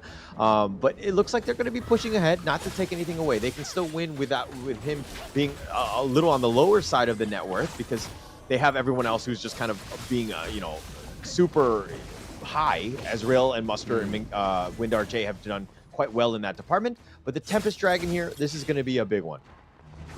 Like I was saying before, it makes more sense for Mulan to be into the team fights rather than the Mai Shiranui, right? Very squishy, but she's very tanky. She has the CC immunity as well, so it means that they're not going to get caught off as much as the Mai Shiranui would. So for them to swap roles is a good thing for the side of ISG. But now, what could be even better for them, or even Tribe Gaming, is a crucial kill theft onto the Tempest Dragon. Marley is sitting close by. Ezreal is already putting a lot of pressure on. WinRJ is looking for a potential reset onto the Tempest, which could be huge here. Marley tries to go in to try and stop the reset, but it's not going to happen. We see the Invincible Warrior come through. He does have the Sage's Sanctuary as well. MTS doing a lot of damage onto the Kaiser. Kaiser's now back into it. That is a kill going over to the side of ISG and Tribe. 1-2 trades so far for both of these teams. It's looking to go into the favor for ISG for now. WinRG doing a lot of damage, but also Marley picking up a double kill as well. He goes down, he has the Sage Sanctuary, but it's not going to be enough there. We do get the shutdown as well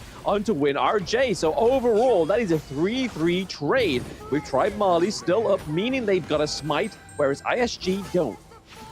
Look at Mali just abusing the minions.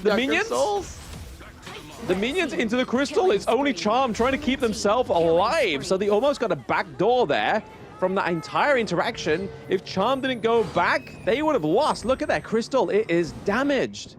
Oh my gosh, it is actually very low. I want to see the HP on that one. It was so low, but Charm actually coming out clutch. Good map awareness. Woo! So low, somehow keep themselves in this game. But again, Mali trying to just dash in and out, stayed alive for quite some time, but did eventually fall. He's 5-3-2, but Mali trying to do what he can to give his team a chance in this game. But this is the problem right now, that the crystal is very low. They're going to have to pay a lot of attention to that clash lane because they were almost easy to miss it, right? MTS doing a lot of damage, but Muster is taking those blows like a champ. He has the Sage's Sanctuary still, right? Oh, WinRJ taking the kill onto starting, so no more destructive deluge from the side of Tribe Gaming. They've really got to see where they can get that damage from right now. It's really holding on to either MTS or Iraqi Zaro to do that damage, because Orgrin is just going to be their kind of staple anchor pick going into these team fights, but they're already down by a handicap right now. Tribe Gaming have the passing coming through to kind of position Mali straight into the backline to try and stop those minions, but it is a great engage here for ISG. We see Menginchi go in as well as Ezreal. They'll take up the kills. It is a 4-0 trade so far for ISG. They're looking to close this game out in a 23-minute match against Tribe Gaming, the longest they've lasted, but unfortunately, they are going to go down in game one. Oh my gosh, Mengichi with the clutch Shinobi, the ultimate launch up, just the absolute control. Who needs that worth when I can just control the enemy team? And, you know, again, it was Tribe Gaming in a bad spot. They weren't really sticking together. They were retreating, but they weren't making a beeline directly to their base. It was more of like a, you know, a sidestep more than anything else. And then they got caught out. Unfortunately for them, they will lose this game. Isurus, just a really good game and just showing that, hey, even when our back is on the wall and things are like a little bit down, we're still able to find ways to come back. Yeah, you can kind of see that there was deflated going into that fight, right? But then they came to the realization like, hey guys, we've got to just make sure that we win and do the best we can coming out of this one, because obviously they're not going to get into KC 2024, unfortunately, but they did a good job at giving some respect over to Tribe, letting them, like, give them air, just to try to see how they play. I feel that Charm was really good on this Motsu, right? Mali having a better performance on the Orgrin, and then we saw MTS having a good performance on the Byron as well. But really shining the light onto ISG, we see that WinRJ with almost a 20k gold there for himself, and as well as Muster really putting up that 16.3k gold as well. And a lot of good performances on the side of ISG. But if I have to give it to anybody, I'd probably say it's either going to be WinRJ, just because of the pure fact of almost getting 20k gold, but also getting 6 kills on the board as well. Yeah, 6-3-10. He's definitely my MVP of that one. I mean, if we're looking at the damage here, had 33% of the hero damage on the team itself. I think that speaks volumes about his play. 174,000 damage. That's got to be the MVP, right? Production. You'd like to think so, right? You'd like to think so. Hey, let's give him a little bit backhander there. Like, hey, there you go. There you go. Take it. Take our word for the MVP, right? He deserves it. He's been through all that today. But you can kind of see here with the gold graph that Tribe did have, for the majority of the match, control in terms of the gold lead, right? They were able to get those turrets very early on. I think it was around about maybe just by the 4-minute mark, they got the T1 into the farm lane. So a lot better performance from Tribe, but I think it was just a lot of room given to the side of Tribe from ISG. A little bit of a, let's see what you can do, right? And let's see if we can actually come back from playing on a back foot, which they did. It took them 23 minutes, but ISG was able to come back from a sore early to mid-game. Yeah, it's all about the map control. It was a situation where Tribe Gaming had the lead, but they weren't pressing their advantage, right? Forcing them to, you know, to respond to their movements. Instead, Tribe Gaming, they were playing defensive, letting the enemy team dictate the pace and where the fights were going to happen. Mali did whatever he could to try to stay alive in this game, or to kind of give them a chance. He did everything that he, tried to give his team a chance, because it was a bit of a struggle, right? And let's give props also to Charm. He had a great game on the moats. That, I think, was his best game of the league thus far in the past 2 days. Yeah. So big props to Charm. Absolutely. I mean, he was able to shot call. He was able to disengage a potential engage from the side of ISG. And we really saw those cannon blasts coming through really well. Think inside of the box, not quite hitting the way it should do.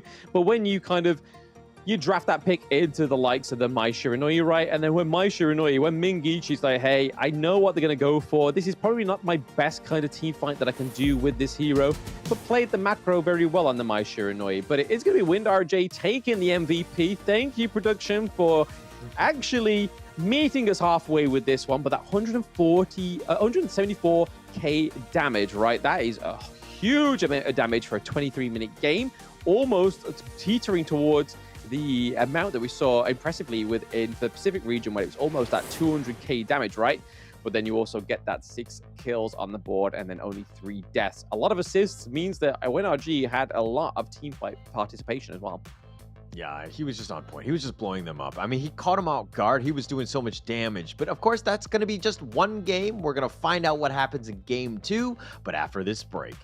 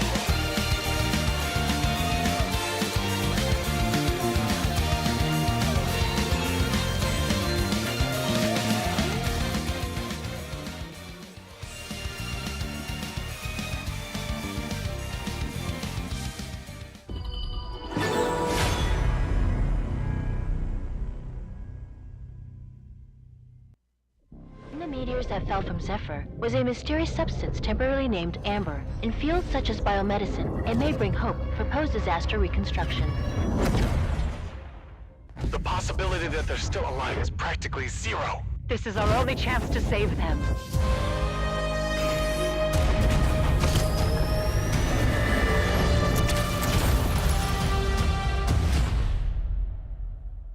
Doctor, we received a weak signal from Zephyr for the first time.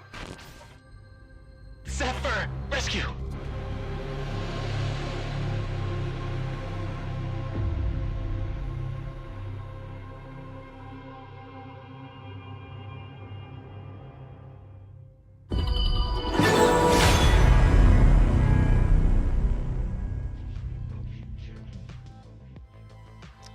Isurus with the comeback win against Tribe Gaming, really sticking it to him. But again, I thought like Tribe Gaming really had a good game. But Blam, your thoughts on that one?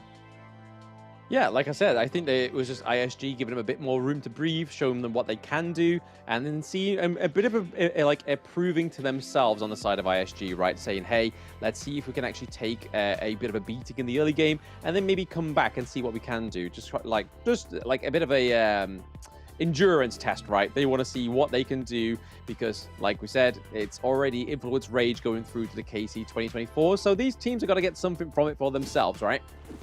Yeah, I mean, they're still playing for, you know, I would say prestige at this point and honor and all that because, you know, they're going to continue to fight. This is both of these teams just kind of are still in it in the sense of just fighting for second.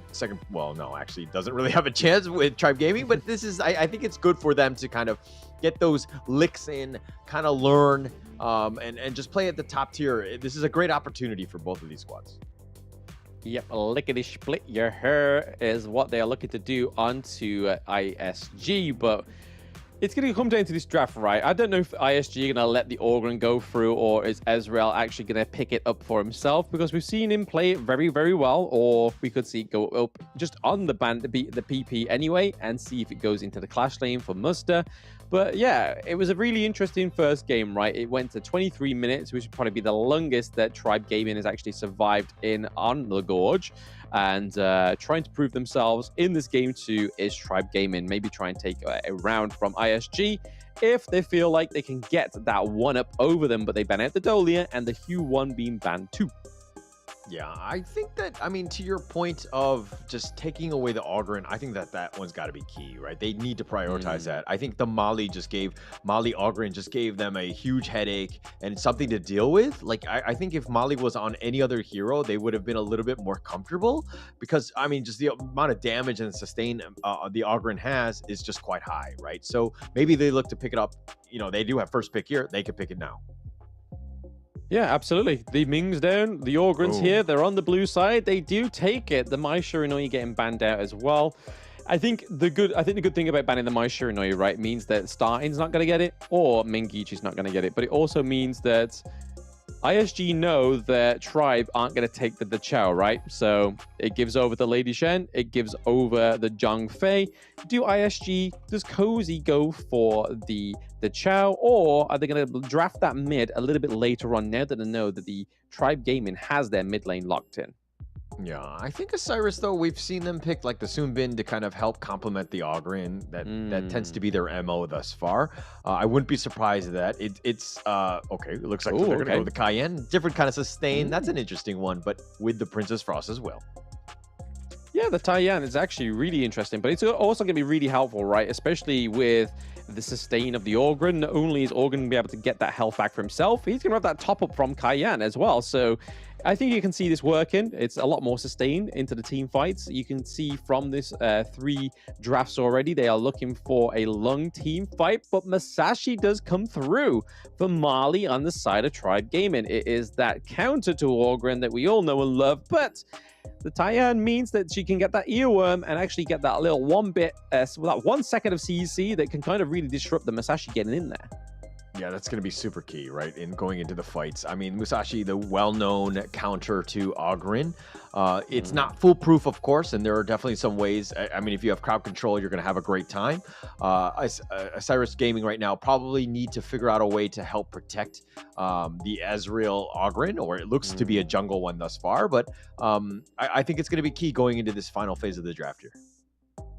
Yeah, I'm really shocked that they went for the Princess Frost, but not go for the Lung, right? Because that was off of this was before the last part of the pick, because they could have still picked the Ali, they could have banned out something else as well, and they still could have got the Lung for Wind RG. But no, they look like they want to go for something a little different here. Maybe they'll go for the Marco Polo if Tribe Gaming don't go for it as well. But realistically and historically, we've seen the likes of the Lady Sun come from Tribe Gaming, which means there needs to be a lot of funneling going through to Tribe. They lock in that clash lane, however. A lane is still up as well, so we might see ISG go for the lane, go for the Byron, just to try and counter the Mayin in the 1v1s. Yeah, but they're trying to set up Tribe Gaming for Araki Zoro to have the best farm laner possible and for the matchups. Because Isurus is going to pick it first, but the Athena pick first. This is going to be an interesting one. Yeah, because I mean, it's not really going to be disruptive Athena that we see from Boom Esports, right? Because that's normally played into the support role, but they could go for it into the jungle. They could be up into the Clash lane as well. We don't quite know yet. But again, Athena has a lot of CC. You just don't want to give over the kills or want to be sacrificing those kills or playing it like the disrupted Athena, right? You want to play it as an actual hero. Because if you give over a lot of kills to the Masashi, you're just going to feed him up. He's going to get really tanky really early. He's going to be able to dive into the back of your back of the team, do a lot of damage as well, a huge amount of sustain. So you kind of don't want to see that disruptive Athena strategy come through from ISG. So I can imagine it's going to be in the jungle, and we'll see what Ezreal is going to be cooking with it. Yeah, oh my gosh. I don't know how I feel about this Athena pick going into game 2, but it looks like Tribe Gaming are going to go with a Consort Yu to round out their draft. I do like this pick. There's a decent amount of shields and, of course, the sustain. And Consort Yu, you know, again, with good positioning, he should be all right. Yeah, I mean, not just the sustain, right? She has a very long range poke, and against the Direnji, that's what you're going to be utilizing in the early game, right? It's just knowing that you can out poke the Direnji. But I'm very hopeful for the Athena, especially if it's into the jungle. We could see some great plays come through. She has great CC, can do huge single target damage as well. Could be used to deny the access onto the Musashi, right? Like, Musashi can try and dive in. You could see that the Athena goes in, does the CC, stops the dive onto the Orgrin, and kind of just takes all that CC for herself. Maybe that's what ISG are going for here. But hey, poetry in motion, baby. Let's see what happens. Yeah, let's see what happens. I think that's going to be key right here. I think Ezreal right now, just continuing. Okay, it looks like he's going to look to just, get a little bit low. That was super risky. And one thing to note, Tribe Gaming has 2 smites. Charm picked it up. That seems to be the Zhangfei special. So I'm no issues with that one thus far. Yeah, no issues at all, it seems, so far. I mean, a little bit of tit-for-tat in that mid lane, but that's to be expected between these two teams, right? They're trying to get the priority for themselves earlier on rather than later on. I think ISG will probably end up seeing maybe trying to dominate the early game a little bit more than they did in game 1. Yeah, we're hoping so as well. But again, a little neck and neck. I think Isurus Gaming had a poor early game in game 1. They're playing a little bit more conventional on this one. They're playing a little bit more stock standard in that sense of just, kind of playing more normal, I would say. But Magichi? Okay, yeah. Magichi does fall to the Masashi. Marley getting the first blood once more. I believe he got first blood in the last game, right? No, it was Charm, actually. I'm giving the limelight away from Marley for some reason. But there we go. Okay. It's, yeah, we're seeing a little bit of a trade. That was nicely done by Tribe Gaming. Really, the start in this game, too, quite strong, right? They're not got the lead in the gold. It's pre-4 minutes. No one's going to have an astounding lead in that gold just yet. They're just trying to get these little wins where they can. Yeah, and it's, again, just like transitions, right? Getting that early game, Tribe Gaming has proven, again, their early game is good. They understand how to get kills, but it's just turning it into a little bit of map control. I think that's where they need a little bit of work. But Tribe Gaming right now, they do have an advantage. Hopefully they can kind of turn this into a little bit of a bigger lead soon.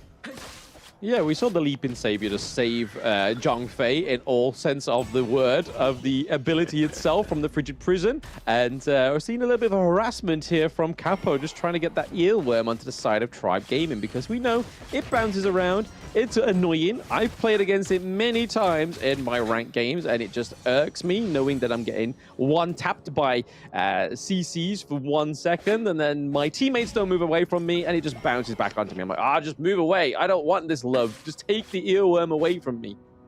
Yeah, but it's, I mean, he just wanted a hug. Your teammate wants to stick with you, right? What's wrong with that? No?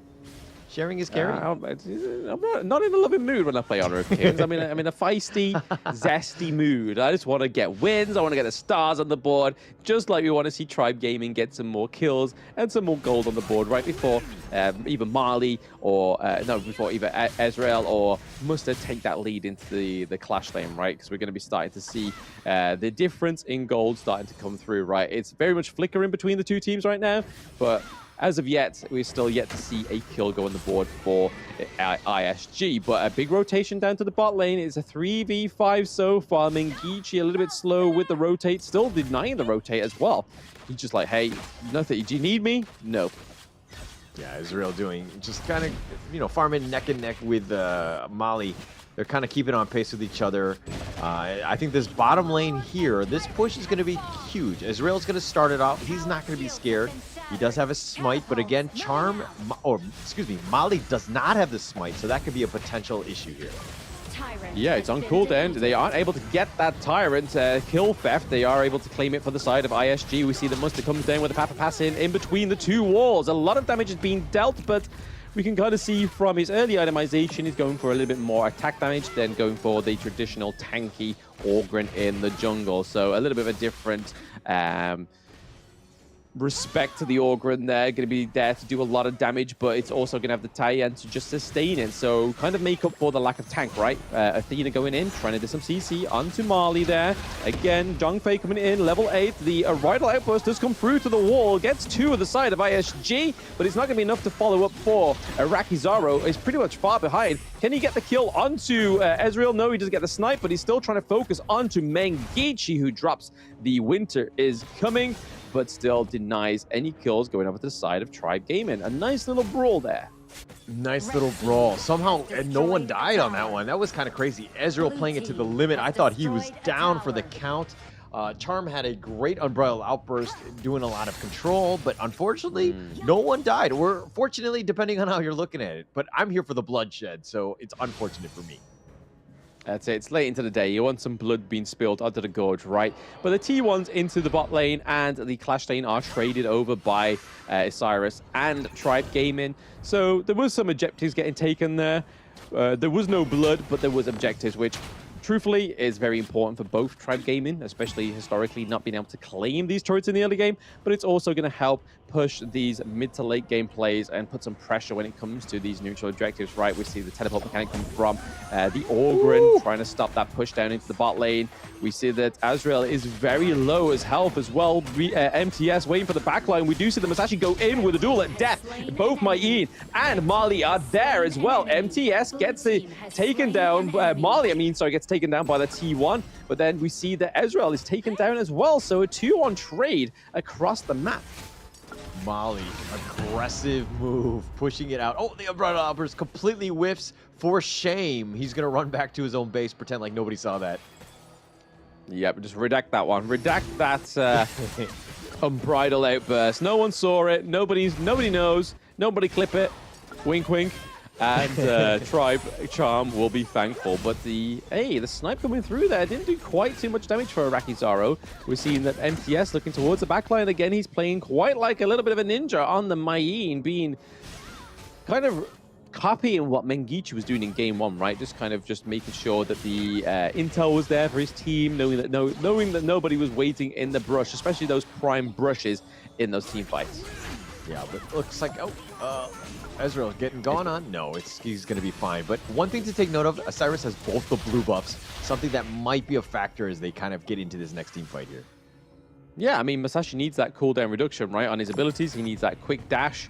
He needs to get his cooldowns up and ready, but he also needs just the help from anything he can, right? Just making sure that he's able to just spam the abilities into those team fights. It's the whole thing about the Masashi, but here, a little bit of a pincer movement from Tribe Gaming. Ma'in committing a little bit too deep there. MTS goes down, but this time around, it does not whiff. The Unbridled Outrage does come through. There is a lot of trades going on here, but it's definitely going in the favor of Tribe Gaming. They take a 4-2 trade for the side of Tribe Gaming.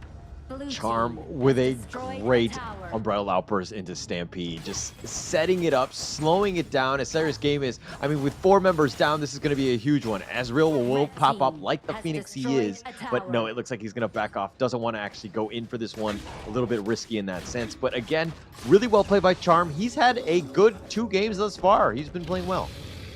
He's been playing very, very well. Ever since he's put down the Liempo, hey, he's been doing great, right? Just leave the Liempo, maybe just go back to the drawing board on that pick, and maybe just... I think it's the whole thing, what we saw yesterday was that he was always very premature into these engages, into the backline, and then nobody else was there to follow him. Even though they had like the likes of the Orgrim paired with it, right? The Path of Passing means that you're able to get to places that you shouldn't be able to get to very easily. But it just didn't quite follow through for Tribe Gaming. But right now, we're seeing 3 turrets on the board to 2 on the side of Isurus Gaming. And the neutral objectives are yet to be taken here for Tribe. But looking to get that first one on the board is that Tyrant. Once again, must have gone for the macro plays, just keeping those minions at bay in the side lanes. Yeah, keeping it alive, but Cyrus is going to go for the Overlord here. Charm is going to spot this out. Does he go for the steal? No, he's not going to. Ezreal will take this one, smites it down for good measure, ensures that they do it, and now they're waiting in the bushes, about to ambush. No, they're going to back off as well. Mengichi still up in front. Oh, I mean, not quite the person you want to be sitting in the bush, right? Mengichi could get caught out pretty easy there, especially the Zhongfei and the likes of the Consort Yu being there as well. But right now, we're seeing no deficit in the gold that is actually going to make a difference, right? They are very neck and neck. The T2 did go down into the farm lane, thanks to Muster, really showing how good on the macro play. The Conductor of Souls coming through. That could have been a triple man knockup, but we did see the untargetable come from the Lady Gem, which really saved starting in that whole interaction. But Mayim flipping over the wall. CC Immunity does come through. They are not literally letting the Megichi go away. They take him down. That is 1-0 trade for the side of Tribe Gaming, but is that going to be enough for them to come back in this team fight? We see that Marley was stuck into the thick of it there. MTS gets taken down as well. So overall, a 1-1 trade for the side of Isurus Gaming. They take the Overlord that's going to be able to keep that T2 in the clash lane alive.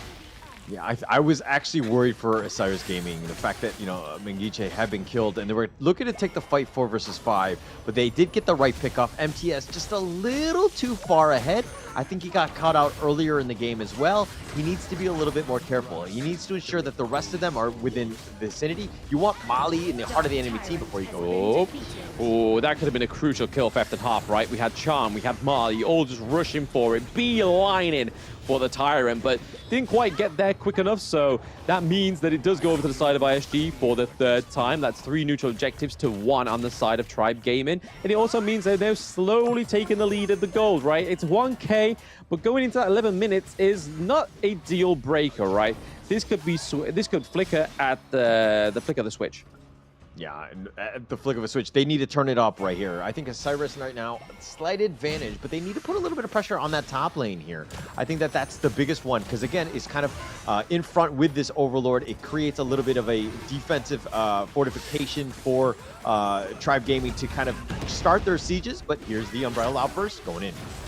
Yeah, a little bit early, I think, there. Didn't quite split apart the team fight, but they could make use of it here for Tribe Gaming. But no, MTS goes down early on. We see the Zhongfei going in with a leap in. Too much damage on the side of Tribe Gaming going on. We see that Iraqi Zoro is able to trade with WinRG, so that's a good damage output gone for the side of ISG, but it means they still have the Orgrim, right? Kyan's in there to sustain the Orgrim. Not able to push this turret, though. They could just go in and hit it, right? That is very, very low. Still committing to the grind here. Trying to go back in the bush was Marley. The Destructive Dislodge really pushes them away and keeps Marley alive. If it wasn't for starting, he would have gone down, but hey, someone needs to pay back.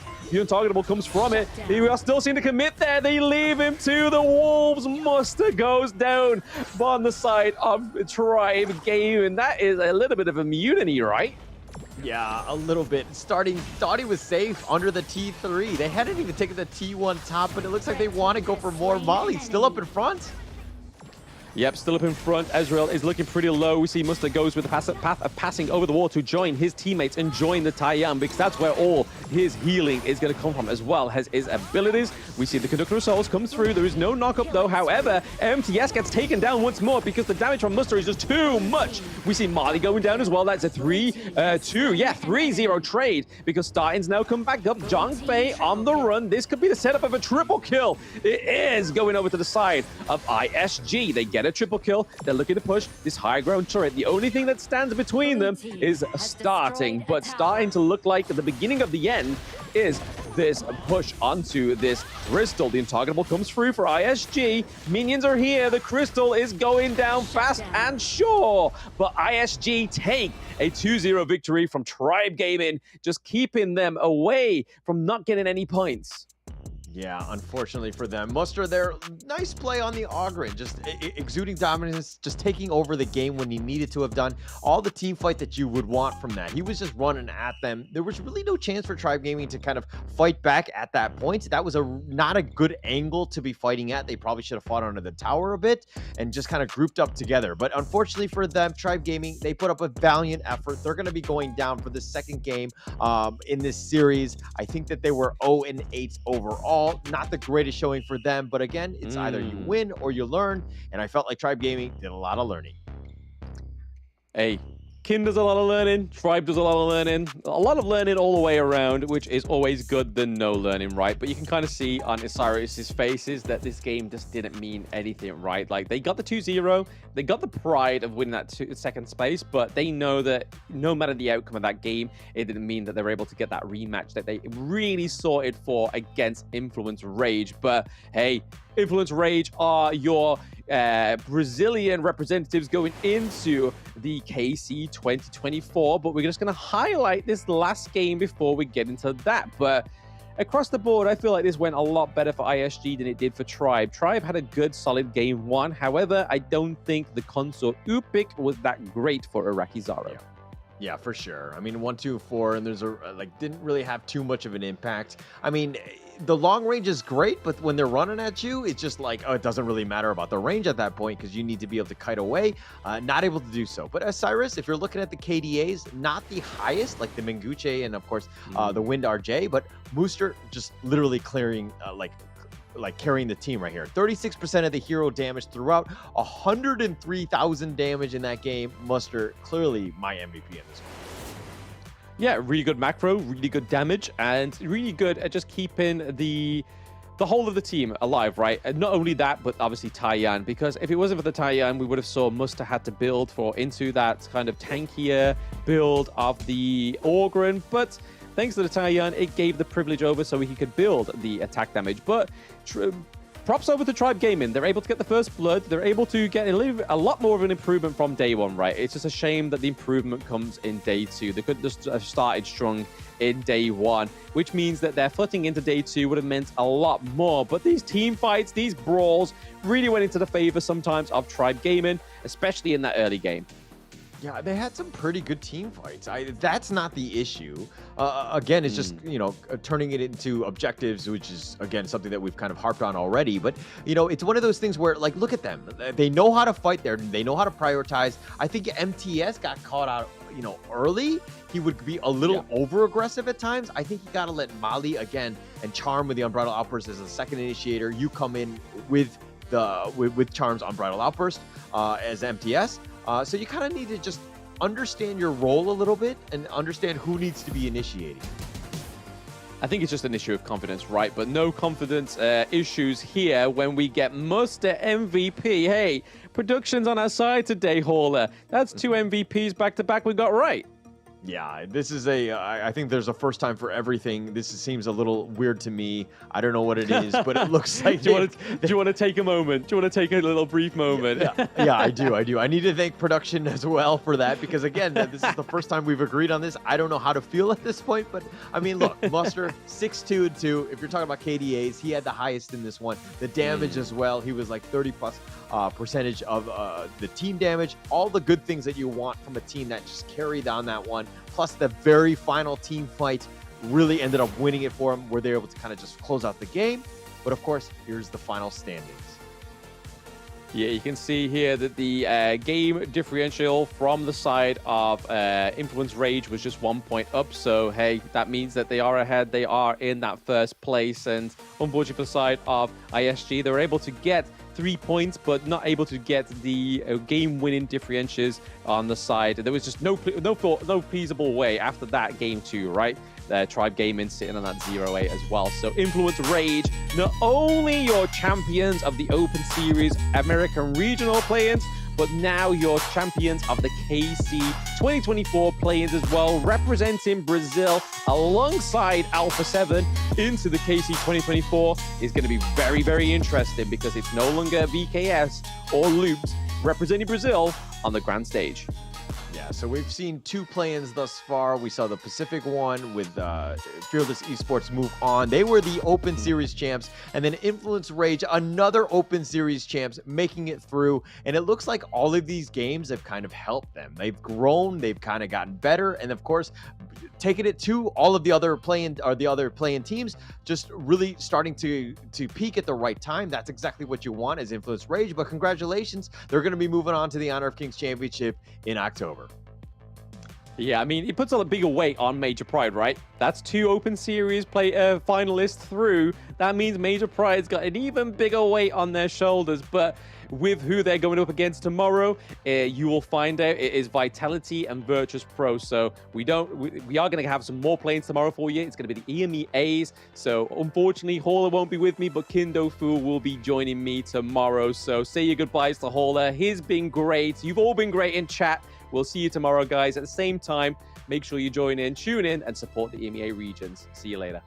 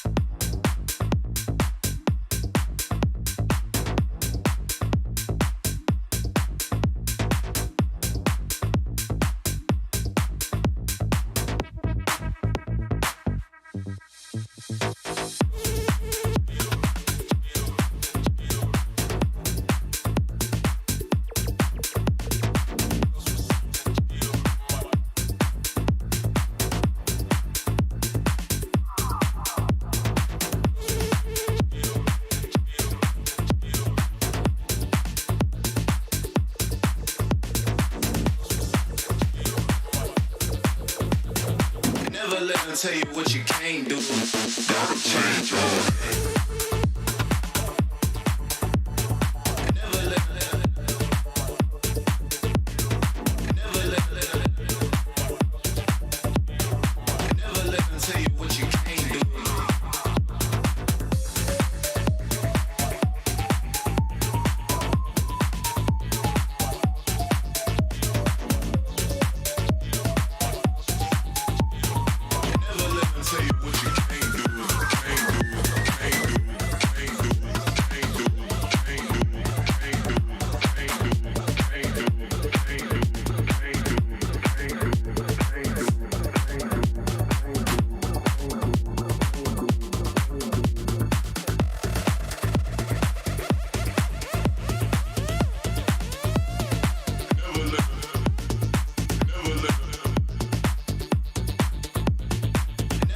tell you what you can't do. Gotta change all that.